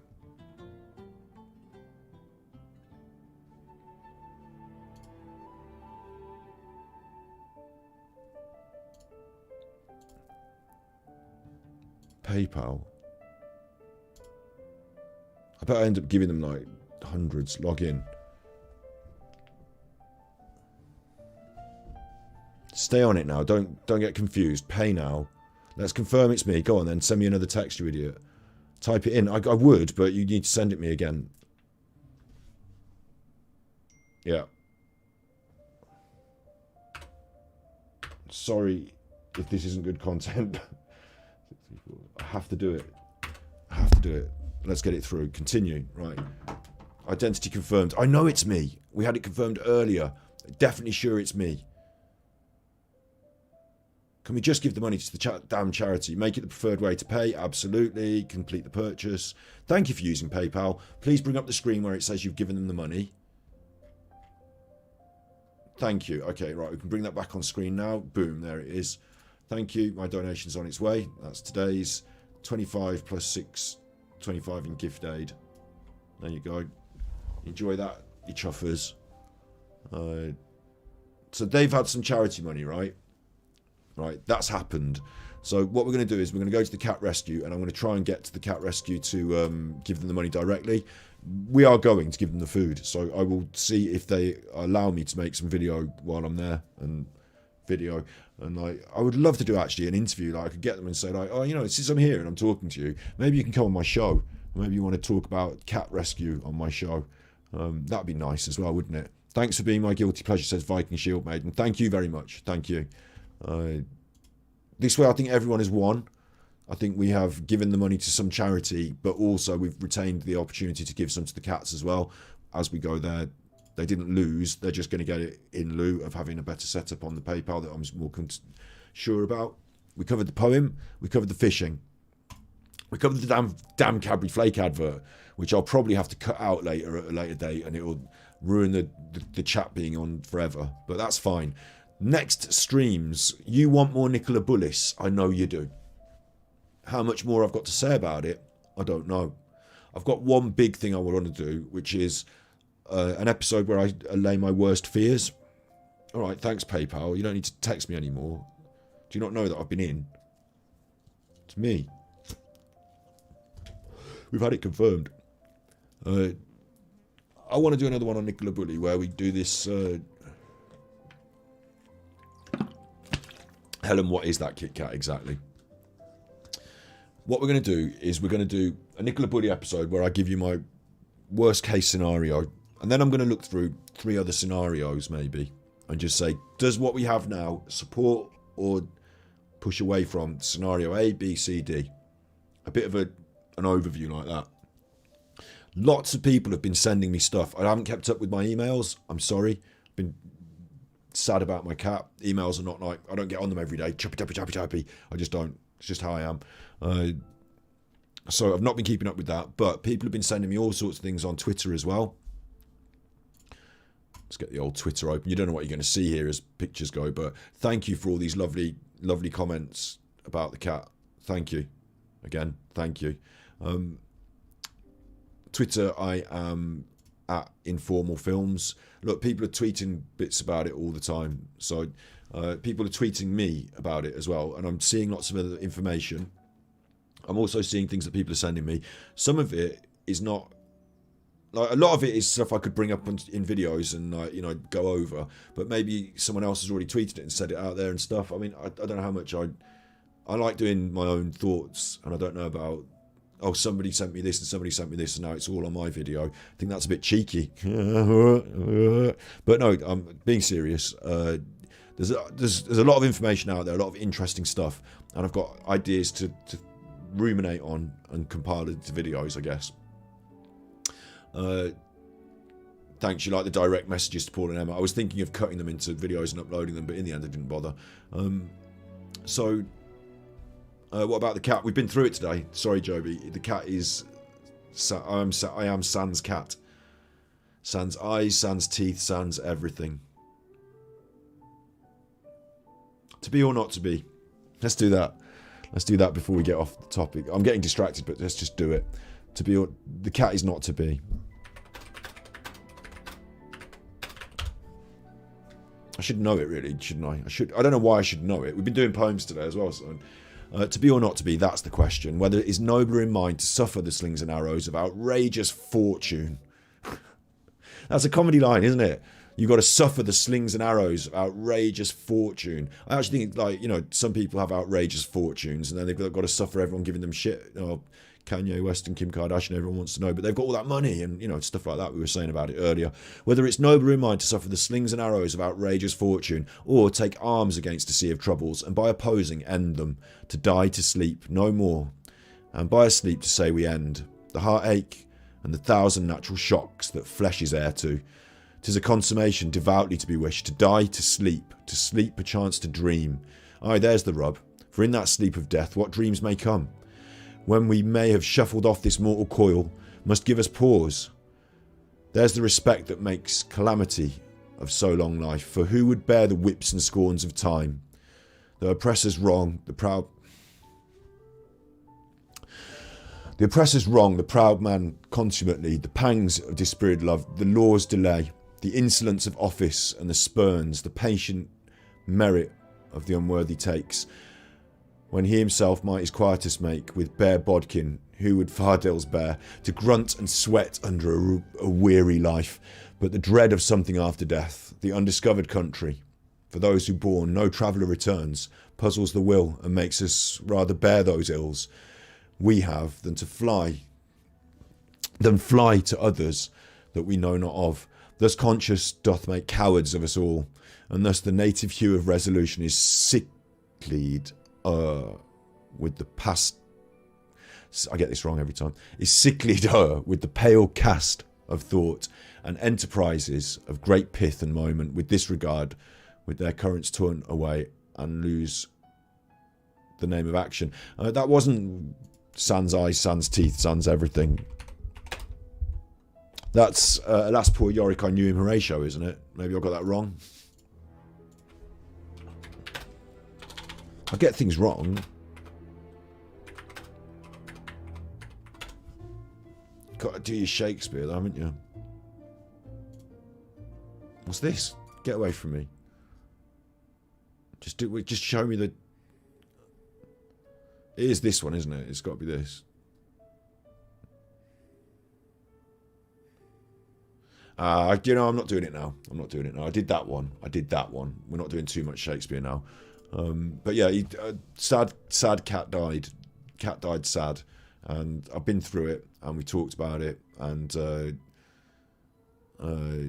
he's up in heaven now, and we've been through the tough times, and I've processed it, and I feel it, and I'm going to wake up and feel sad sometimes. I'm going to miss him sometimes and feel sad, but normal service will be resumed on this channel. And so tomorrow, like I said, or the day after, what we've got lined up then, it's Hamlet, isn't it? Hamlet. You know better than me. I'm not that smart. I just I remember certain things here and there, maybe. I mean, I'm saying that I am for someone. I will say I'm being a little bit modest there, because I am a little bit smart sometimes. I can, like, if we're in a quiz, this is a good example. If we're in a quiz team, you know, I can do all right in the quiz team. Quite good at that. Do you know what I mean? Like, I've got a few little, but at the same time, I'm not like mastermind here. I'm not Alfred Einstein.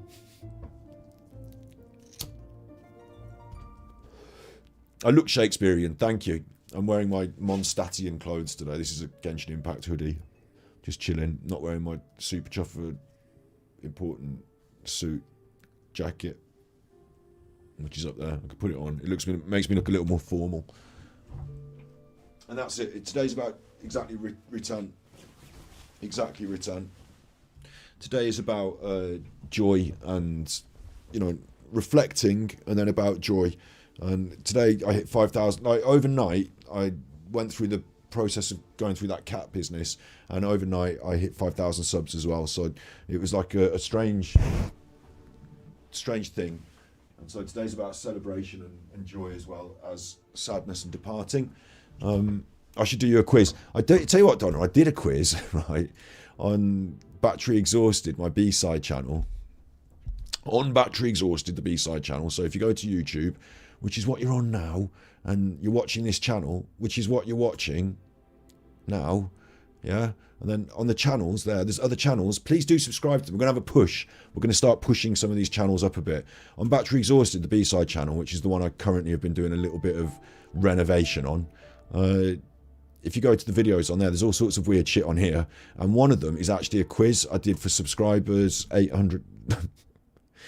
Let me just show you the quiz. The great 808 subscribers special media quiz. And we did a 703 subscribers special as well.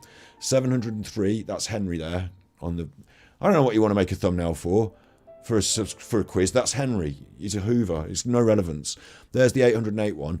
And what I did was, I got all bits of media. I made it fun. You know, like we did in lockdown. Do you remember in lockdown when you did your quizzes?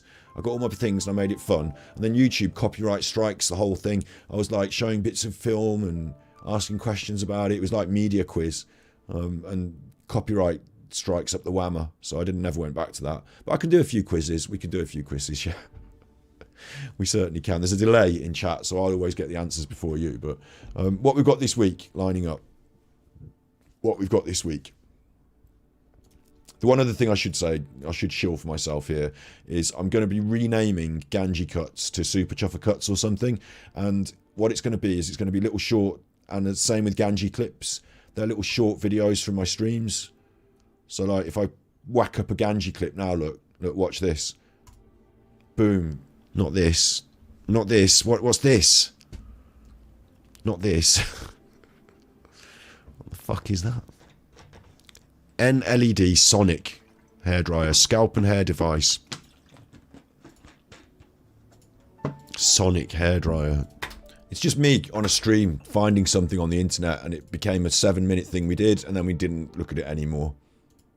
You point the hairdryer above and you dry down to smooth. It's probably not the best clip out of a stream ever. You know, I'm making them. I don't know what to clip. But there's a few here on this. There's one of me doing virtual reality there, look. This is me. Mate. Mate.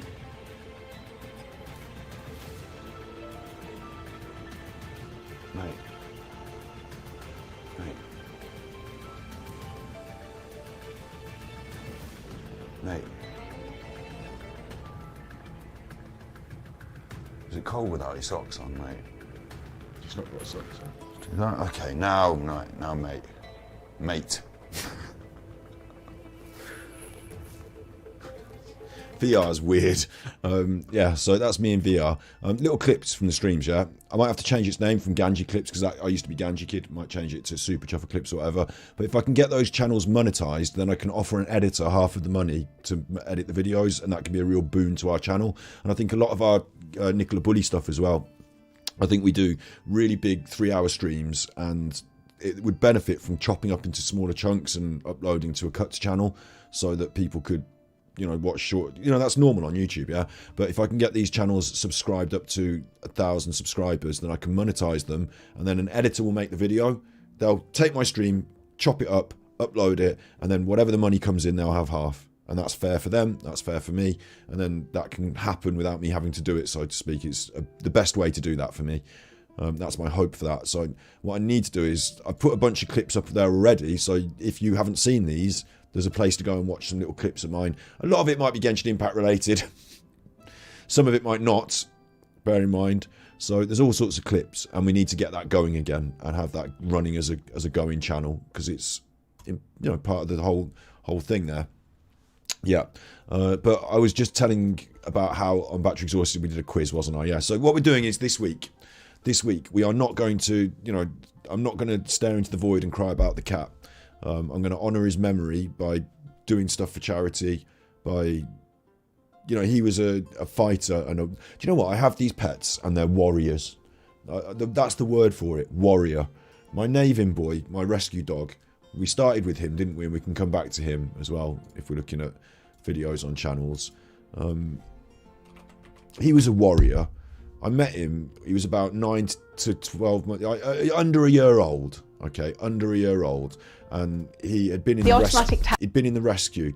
So I don't know what had happened to him, but he didn't have a good vibe with people. He was like, you know, difficult in some ways to train and stuff. Sometimes he didn't like people's boots and stuff like that. I tell you that, he'd bite your feet if you were wearing a big pair of boots. I think he might have been, you know, hit or victim to some sort of violence, because when you first get a dog from the rescue, like, it's probably not the best test in the world, but I rolled up a newspaper and went like that, and he fucking ran away. Like, he didn't like that, so he knew what was coming. If, you know, a normal dog that's not been hit by a newspaper, you roll up the newspaper and you do that, and like the dog wants to chase and play with the newspaper, but this dog was like scared of the whole concept of me rolling up the newspaper, and like, you know, so like, anyway, he was a warrior, you know, all his life he battled through, and I just, like, I feel of him like you know, this warrior soul, yeah. And then Omar as well, to come to me after what, 10 years on the streets. I don't know how old he was, but like 10 years on the streets, and get his last 5 years, like, you know, a good life. He held out. He was on his last legs when he first met me. He was on his last legs. You know, these animals needed help, and they had to, as much as I had to fight to help them, they had to fight through to get to this stage. So Louise says, not UNICEF corrupt. I'm sorry Louise, we will look into it in the future then. I just think of them as a big overarching charity that help children. I'm sorry if I've given to it. You can understand why I would make that mistake. I will look into it. If it turns out to be that way, I won't give to them anymore. Simple as that. But, you know, I'm trying to do my best. Okay. Yeah. With this, yeah, anyway, so I've been through this. These animals are warriors. You know, they're proud and they're warriors. And like, Omar got the best send-off, like the best, sorry, he got the best end that, you know, a warrior like this can have. And to honour their memory, you know, we go on and we fight on. Do you know what I mean? You know, if you fall in battle, like, you want the war to be won. So it's important that we don't stare into the void, and we talked about it at the start of the episode. I'm not going to stay there for the end of the episode. You know, I don't want to leave you down a dark hole. Like, it's important that we fight on and we have fun and we move forward. So in hand as well. You know what I'm like on streams? We talk about serious stuff and I make jokes. So, I don't know, the best comedians for me, the people that I love the most, always were there with a joke, even through the hard times. I think that's a better way of saying it. So I hope I don't go over the line too much some places, and maybe I do. People are a bit angry, some of them, about the Nicola Bully stuff and some of the conjecture, and, you know, we're just talking ideas, and I'm just someone on the internet. So I hope that it helps you in some way, and I hope we can move forward with it and do something, reach people with ideas and views of the world. We'll have to look into that charity thing then. Sorry, B-Collect Jog as well. if it turns into a big thing, if we end up doing an episode on it, great. But at the moment, you're just telling me in chat, and I don't know. What we need to do then is we need to find a charity that we all agree on is a good one. That's for another time maybe, because the next things coming up on stream are. Finally, I have to just tell you that the next things coming up on stream are, we go back to the Nicola Bully case. I outline all my 3-4 worst case scenarios. We look at whether the evidence supports or does not support those scenarios. We talk it through. That's an episode. I know you all want a Nicola Bully episode. We haven't looked at the there's elements of the CCTV. It's raining again. I couldn't be happier. Swish And then whoosh. Thank you very much for the tippies. There's elements on the CCTV that are there are more erroneous elements, and I really should do a sort of everything on the CCTV in one episode. It's too much for 1 hour or 2 hours. So what I've been doing, thank you for donating to the Cat Rescue. Sorry about that. They haven't had their donation yet, the Cat Rescue. I have in the past, but not today. Thank you for the £12. We're going to go there and give them those items that we have, excess now. The liver, what is it? Kidney, renal food, special renal food for cats, like a thing we bought. And we're going to go and donate it. So I'll give them actual cash money and ask them if I can verify it with some sort of photographic evidence. But yeah, that will happen. We're going to do the chocolate tier list. So the two things that are coming up is this Nicola Bully episode. Just mentioned that. Got a little bit confused by the tippies. I do that actually, don't I? I do get confused by the tippies sometimes. And then we're going to do, I want to do this chocolate tier list. Look, it's quite important to me now that we get a big list of everyone's favourite chocolate items. And even if you're from America or elsewhere in the world, you can submit your item, and I'll have to judge it on context and not on taste necessarily if I haven't eaten it. I won't be eating all of these items on stream because a lot of them won't be vegan.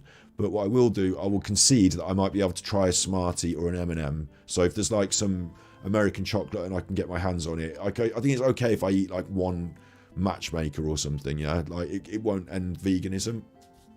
We'll think about it.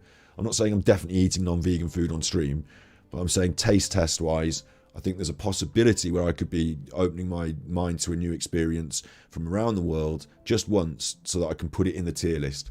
I think that's possible. I don't know. We'll have to think about that. But we want to make this tier list, so I'm going to make a community post. It will come up. You have to go, if you don't see it, go over to the community bit. Give it a few hours. Let it maybe be tomorrow. Get over to the community part of the page here. It's got a tab, and find it and tell me what the different kinds of cat. Oh, the RSPCA is coming up a lot. Okay, we might look into that. I like the RSPCA. Yeah, I like them. Yeah. Anyway, so what I'll do is I'll then make a big list. We'll get a picture of each thing so we can make our tier list. Yeah. And we'll do an episode doing that. And I'm sure everyone's going to have a good time doing that. And so the two episodes involving that are going to be one where we say, is this the list? Are you happy with this list? We'll look at the adverts. We'll have some fun talking about the different chocolate. And then the next one will be, we make the list and you tell me higher or lower, or it belongs at the top, or, we'll put votes in chat. Do you know what I mean? Snips is going to send me American chocolates. See, this is what I mean. This is where it gets out of hand. Maybe I don't need to eat, because I can see a world where I have to sit and eat like bags and bags of different confectionery on stream, and by the end of it I don't like any of it because I'm just sick of eating non-vegan. Like one little Malteser might be okay, but bags and bags of confectionery later, I'm going to have binged on chocolate, and it's going to turn into, I'll be sick and I'll have chocolate all over my face. So I'm a bit worried about doing any eating on stream at all of chocolate, but I do feel like I need to be able to give it a good review. I think it's only fair that I'm able to give it a review. If it was like a steak, I wouldn't want to eat it, but because it's a chocolate item, I'm a little less strict with my taster, not eating the whole bag, taster, rules on veganism, but it's it's a process. Blue ribbons. We didn't even mention the blue ribbon. We didn't even mention the blue rhythm. The blue ribbon. And then we'll put them in the tier list and we'll do all that. That's like, so we've got 2 streams to do there. That's going to be quite fun streams. So make sure when you see them, you're there for them. It's on you. I think they're going to be fun, and I don't care if they're like huge views, million views or whatever. They're going to be fun. The other one that will probably get a few more views, like I say, and that people are asking for, is Nicola Bully. And I would, rather than pick out every little, that's what I was saying, On the B side, we will do more of that. Like if it's looking at the CCTV and looking for hours at like one little square of a screen, I'll do that on the B side. There'll be more of them. What I'm going to do for the A side here, for the main channel, is I'm going to do an episode where we say, what are the theories, the ideas, the possibilities, what kind of evidence supports or doesn't. My worst fear is this.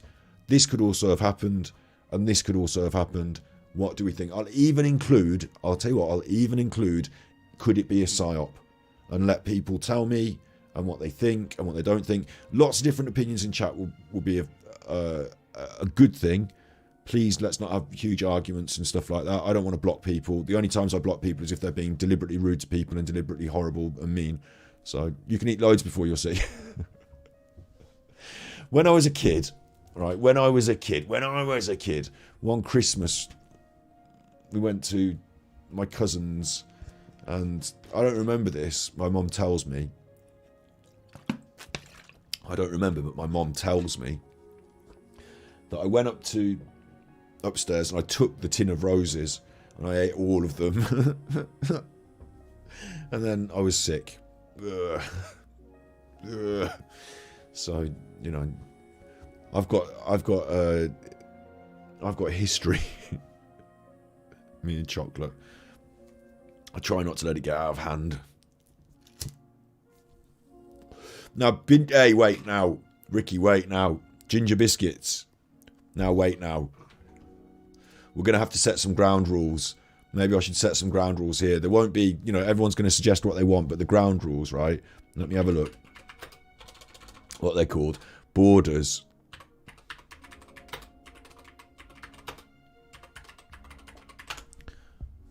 Oh, okay, what?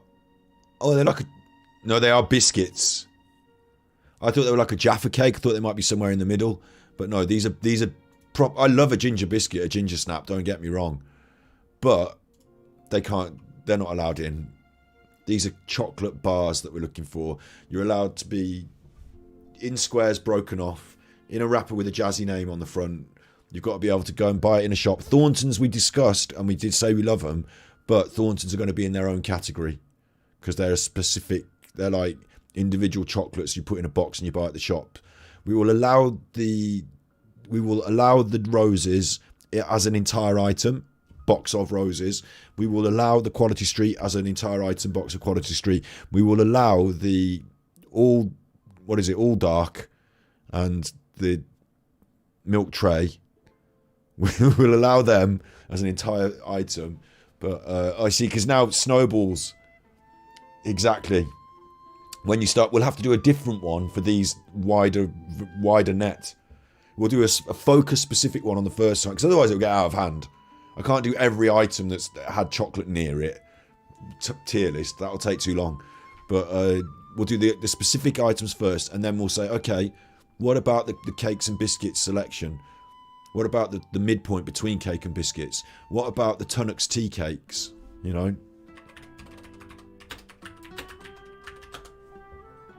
What about the Tunnocks tea cake? I mean, what do you even do with that?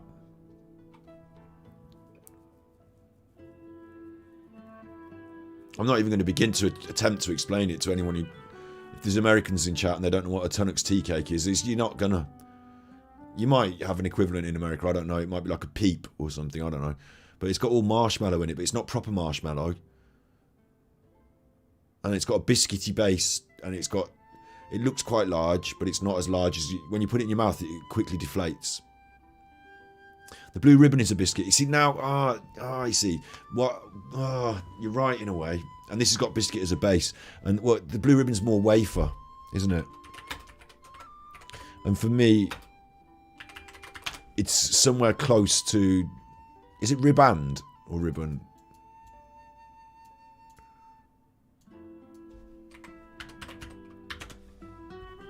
It's riband. I was saying blue ribbon because you were saying blue ribbon. I thought I was wrong, but in the back of my mind I was thinking it might be riband, you know.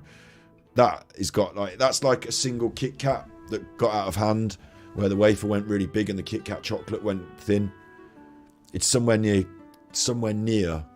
a Kit Kat for me. And if you're saying Kit Kat and categorically in, this has to get in as well. But the Pink Panther,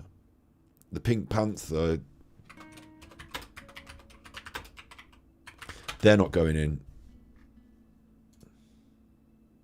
Not in this episode, because these are wafers and there's no chocolate involved. The principle of what I want to do, the first episode of our tier list maker, I mean, we could use someone else's, but I think we should make our own, shouldn't we? We're going to decide these things together. We're going to do what we're doing now as a stream. I will take all of your suggestions. I will start with the list that you've put in the community list.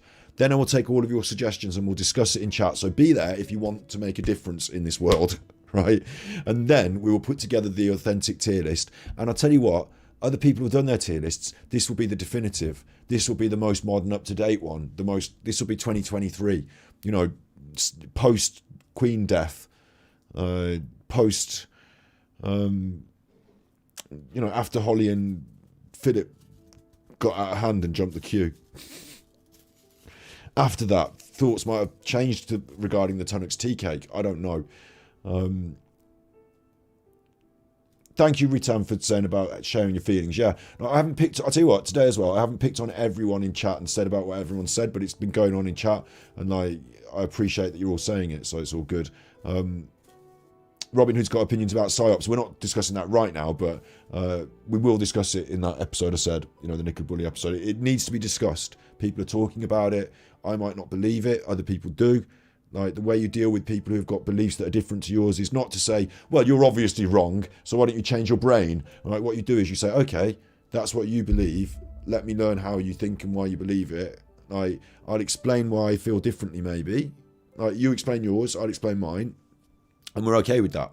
Like, we don't have to be like, no, I hate you, or you're a fucking idiot. Like, no, none of that. Like, it's okay. Like, some people prefer the pink wafer. Like, some people actually prefer that out of all of that confectionery I've just described. Some people don't want chocolate on it. Like, they're allowed to just have their pink wafers. That's fine. Yeah? Okay?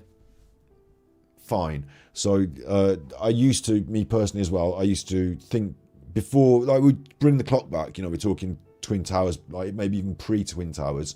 We have to do an episode about spy technology and about how the MI5 work and stuff like that, maybe. To talk about these things more clearly. But, you know, we have had like a secret service infiltrating dangerous groups by pretending to be people they're not. Like, so there is some sort of fakery going on with that. And like, then from there to the other end of the spectrum, everything's fake and they're all actors. Like, there's a spectrum, isn't there? So it's worth discussing. I think it's fair that people have their ideas and thoughts on it. So we'll discuss it as part of Nicola Bully, My Worst Fears, which will be a list of like the worst possible scenarios, and we'll look at whether they hold water. Some people won't have their minds changed. Some people will come to share their feelings, and then we'll listen to them, and then that's that. Like, you know, I'm not here to, like, it's not a debate, it's not an argument, it's just, we're just investigating and talking, so that's fine. And the same with this. The tea cake debate will rage. I am certain. So we'll keep each in its own separate episode, thank you. And we don't have to, you know, now we've unwrapped it and unpacked it a little bit today. We've opened this box of tea cakes. Let's let them sit on the table for a while. Why don't you eat one? And then we'll come back in a couple of days and we'll do it. So what day is it today? I don't even fucking know this week because I've had a hard week. Let's have a look at the calendar. The Google calendar? Well, of course Google. Why would I want anyone else's calendar? You're stupid for showing me other calendars. There's only one calendar. Today's Thursday. I've missed Tuesday and Wednesday because of cat sadness. Thursday, this is now.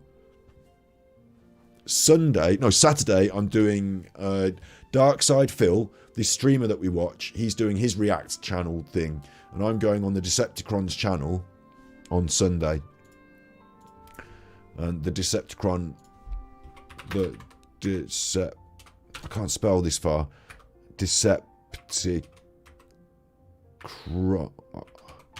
I'm sorry if I'm getting... No, of course it comes right up. So the Decepticon is one of these Dark Side Phil channels, but also they make all these other videos that are quite... I like these videos. Look, you see, I've watched some of these Dark Side Phil ones on this channel as well. I don't watch the YouTube on this channel as much.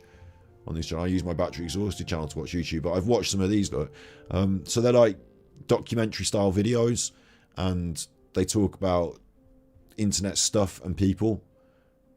So some of that stuff is there as information if you want to watch it. It's up to you, you know. But also the lives are a live reaction to the fella doing his thing.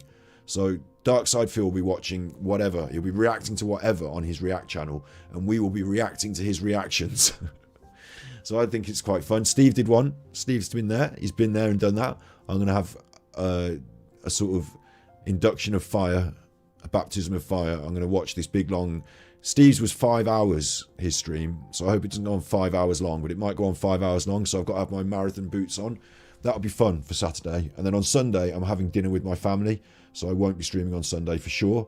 So there's only tomorrow this week, and you want Nicola Bully, and you want chocolate, yeah? Don't you? You want Nicola Bully, you want chocolate. Let me just quickly do a poll. What's more important? Not what's more important...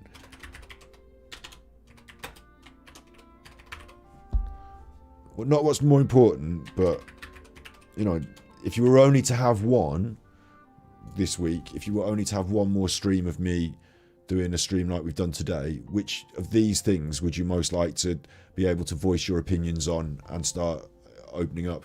I will tell you personally that I think chocolate is easier and more fun for us to do. I don't want to sway your decision or anything, I'm just telling you my feelings. But the Nicola Bully stuff, I could possibly spend more time to collate ideas and get more I don't want to say clips, but you know, get more thoughts. And like, if I'm going on these other wider ideas, they're not my ideas, so maybe I should watch some other videos, which I don't tend to do. You know, maybe I should watch some other people's opinions. I've started watching Eddie's Vinyl Break, of course. Big ups Eddie. I should have said that at the start if I'm going to do big ups, because no one will be listening this far in for their big ups. But for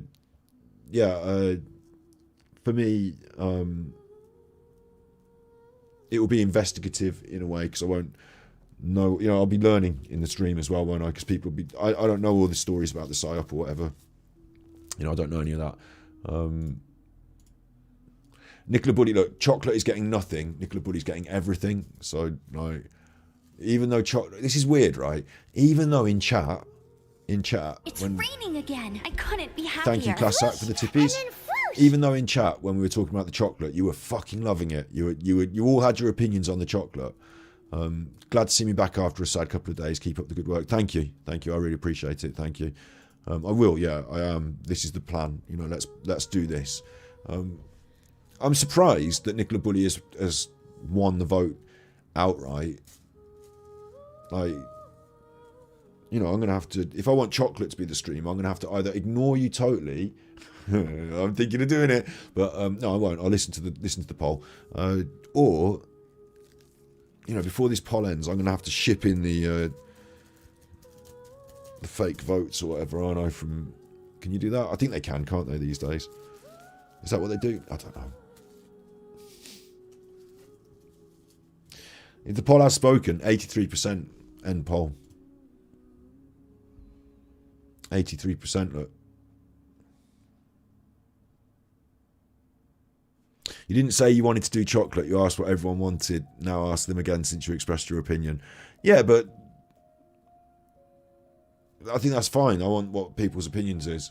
Like, I just think it's really interesting that in chat, more people today have talked about different chocolate bars and their opinions on that. And it seems like quite a good conversation. That is like not a horrible conversation. It's a nice conversation.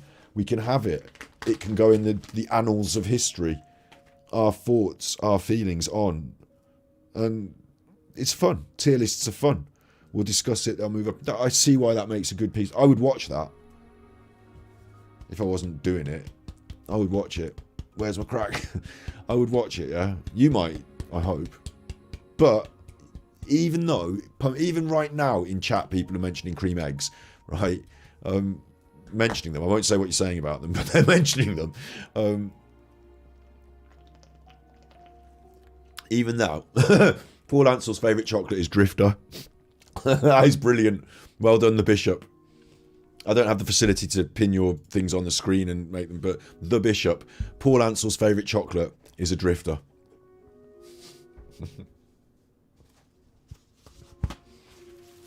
See what, we didn't get a lot of love for Twix. Twix didn't get a lot of shout outs, did it, Twix? But anyway, look, you're still doing it now, and you brought the two together there beautifully, Paul. The Bishop, sorry, called you Paul. Paul Ansell's favourite chocolate is a Drifter. Brilliant.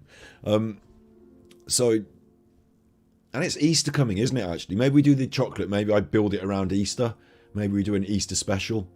Easter, you know, we have a look at the eggs that are on sale. And do you remember, because this is a classic, isn't it? The Yorkie egg. And the Yorkie egg had that, it was like a truck. And in the back of the truck with the little Yorkie squares. And they're in little, the Yorkie egg. Nowadays, everything's individually wrapped in little, everything's individually wrapped. I don't remember the Texan bar, actually. I remember there being a Texan bar in my town where you could go and get a burger and a beer. A Texan bar. Yeehaw! Themed. Well, we live in the middle of England, frankly. So, we're not getting many Texans in here. But go ahead. Yes, I'd like a burger, please. Again. I couldn't be happier. Thank you for the tippies. I'm just really surprised. Look, you're doing it to me again as well. You're talking chocolate in the chat. You are banging on about chocolate in the chat. So I thought you would have voted for chocolate. Missed you the last couple of days. I missed you as well. Thank you, baby monkey. I did. I missed being here. This is good for me. I like it. Thank you for your £5 donation to the Ganjikidd Super Warrior, Super Puko Warrior, Super Chuffer Fighting Fund. And what we do with it actually is we use it to make content. Like, obviously I need to eat and I need to live, so hopefully I'm going to be able to take a wage from my business. But at the moment we're building the business. That's the plan. And I've got some quite good ideas brewing. So give us, see what it's like at the end of the summer. And if I haven't put any into action, then I'm a fraud. But I'm hoping that by the end of the summer we've taken another big step up. Recently we've started having more guests. We got Indrid on the other day. She's going to come back, and I'm going to line up that demonologist, damn it. He's off his holidays now, I think, and we're all good to line that up. So, yeah, I'm surprised that the amount of chocolate stuff that came up in chat. What about the tarot? Good point. We need to get back on that. I've got loads of lovely decks right in front of me. It's a question of hours in the day now.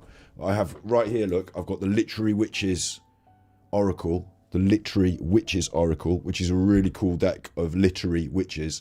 I nearly did that today as the episode instead of doing what we did, but I chose the thing we did. But got some oracle decks and all sorts, so yes, we're going to do more of that.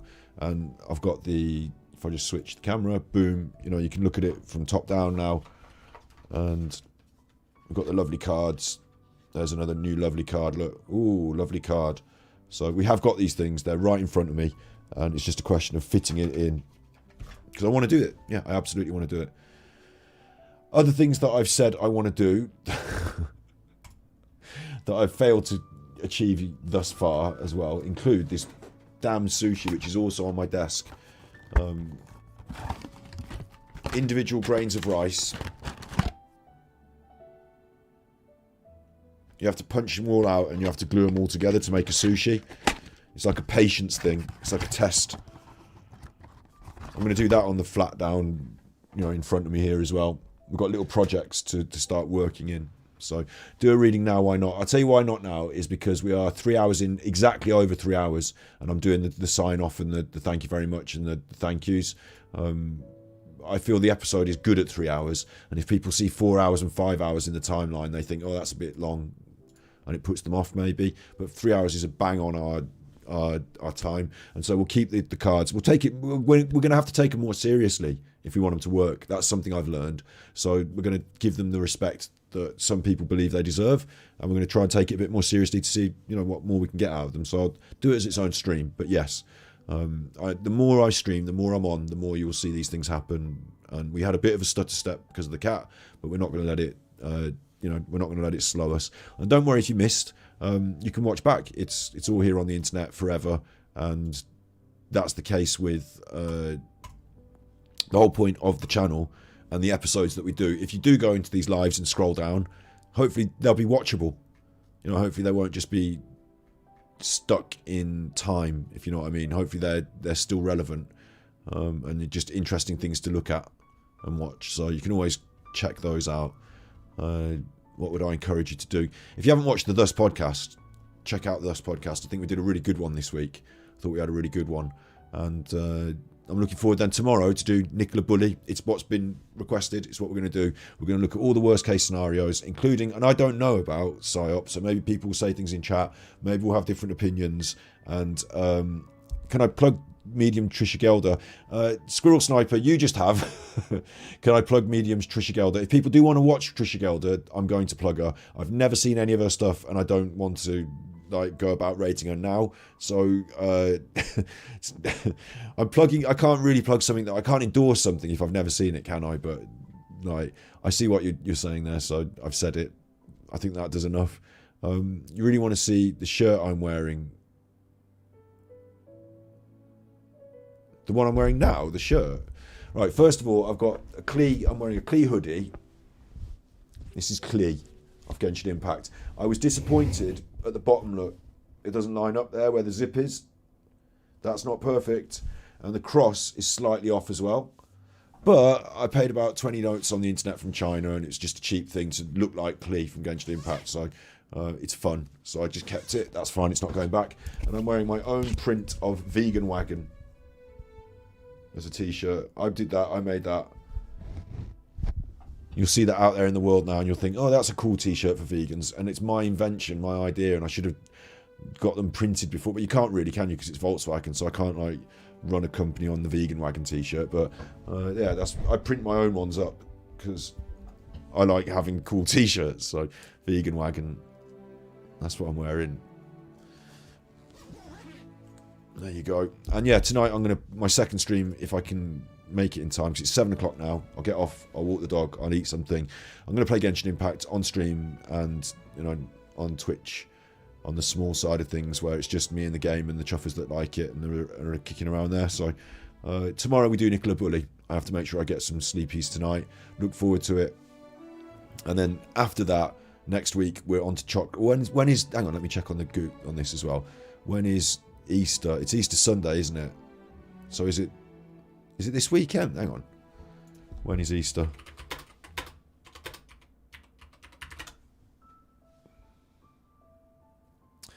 Uh, 7th of April, Good Friday.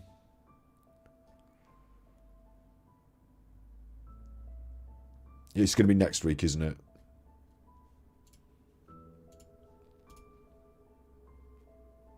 Seventh of April, Good Friday. 10th of April, Easter Monday. Yeah, so that means that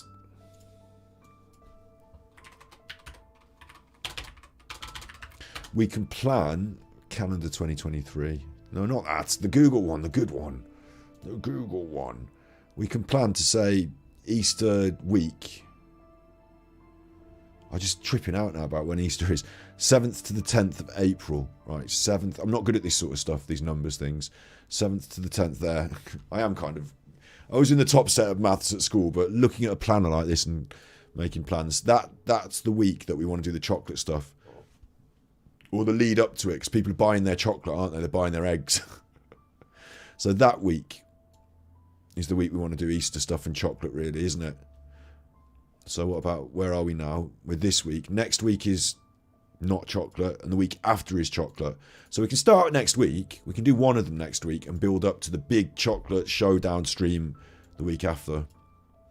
And I think it's a really good thing, because you all seem to talk loads about it in chat. But if it turns out to not be well supported, using a dark side field term there, but if you don't all want to turn up and watch it and do it, that's fine. I'm not going to be angry, because I'm not like flying the flag for chocolate on the internet. But I think it sounds like fun, so that's one we're going to try and do. Okay, they're the plans. That's what's coming up. Nicola Bullis, and then it's the weekend. I stream Genshin Impact on Twitch at the weekend and go out and see my family, and then back on Monday for Thus, and into it then, chocolate, other stuff. We'll see what comes out with more future Nicola Bully stuff. Yeah, I'm off then. I'm off. You be good, my little puckos. You be good. And remember, if you can't be good, you're naughty. But wait. You can say goodbye to each other first. You can have 2 minutes to say goodbye to each other first. And you like that, don't you? You like to do your sign-outs at the end and, you know, big ups each other. So if I just bin the stream off, it's all gone. It's all gone all of a sudden. But we're still here. Still here. It's okay. You got your flake. She's in the bath having hers, this one. In the bath. Sexy chocolate. They binned off all the story mode. Now she's just in the bath and it's sexy. There was a lizard. I do remember that. It's like a gecko. Is it made of metal or is it real? I don't know. It's irrelevant really, isn't it? She's going to have her chocolate now. That's the water going. There's the chocolate. The water's built to... Oh, everything's getting sloshed away. I suppose it's supposed to be a bit like an orgasm. Or water coming out of the bath. Similar, I suppose. Might have been written by a man, that. The female orgasm. Well, how are we going to... I wouldn't know how we'd start to... Could have a load of water coming out of a bath, couldn't we? Is that what it's like? A load of water coming out of a bath. Is that what it's like? I mean, well, it could be, I suppose. For some, gets a bit like that, but not over the sides of a bath. It's a bit rude, if anything, isn't it? It's a bit over the sides of it. Anyway, look. You wouldn't eat a flake in the bath. You wouldn't eat it in the bath because those little flaky bits would dissolve in the bath, and then you're washing in like cocoa fat. Thank you all for being very supportive over the last few days. Thank you all, and I'll be back tomorrow with more. You be good, my little puckos, and remember, if you can't be good, then you're naughty.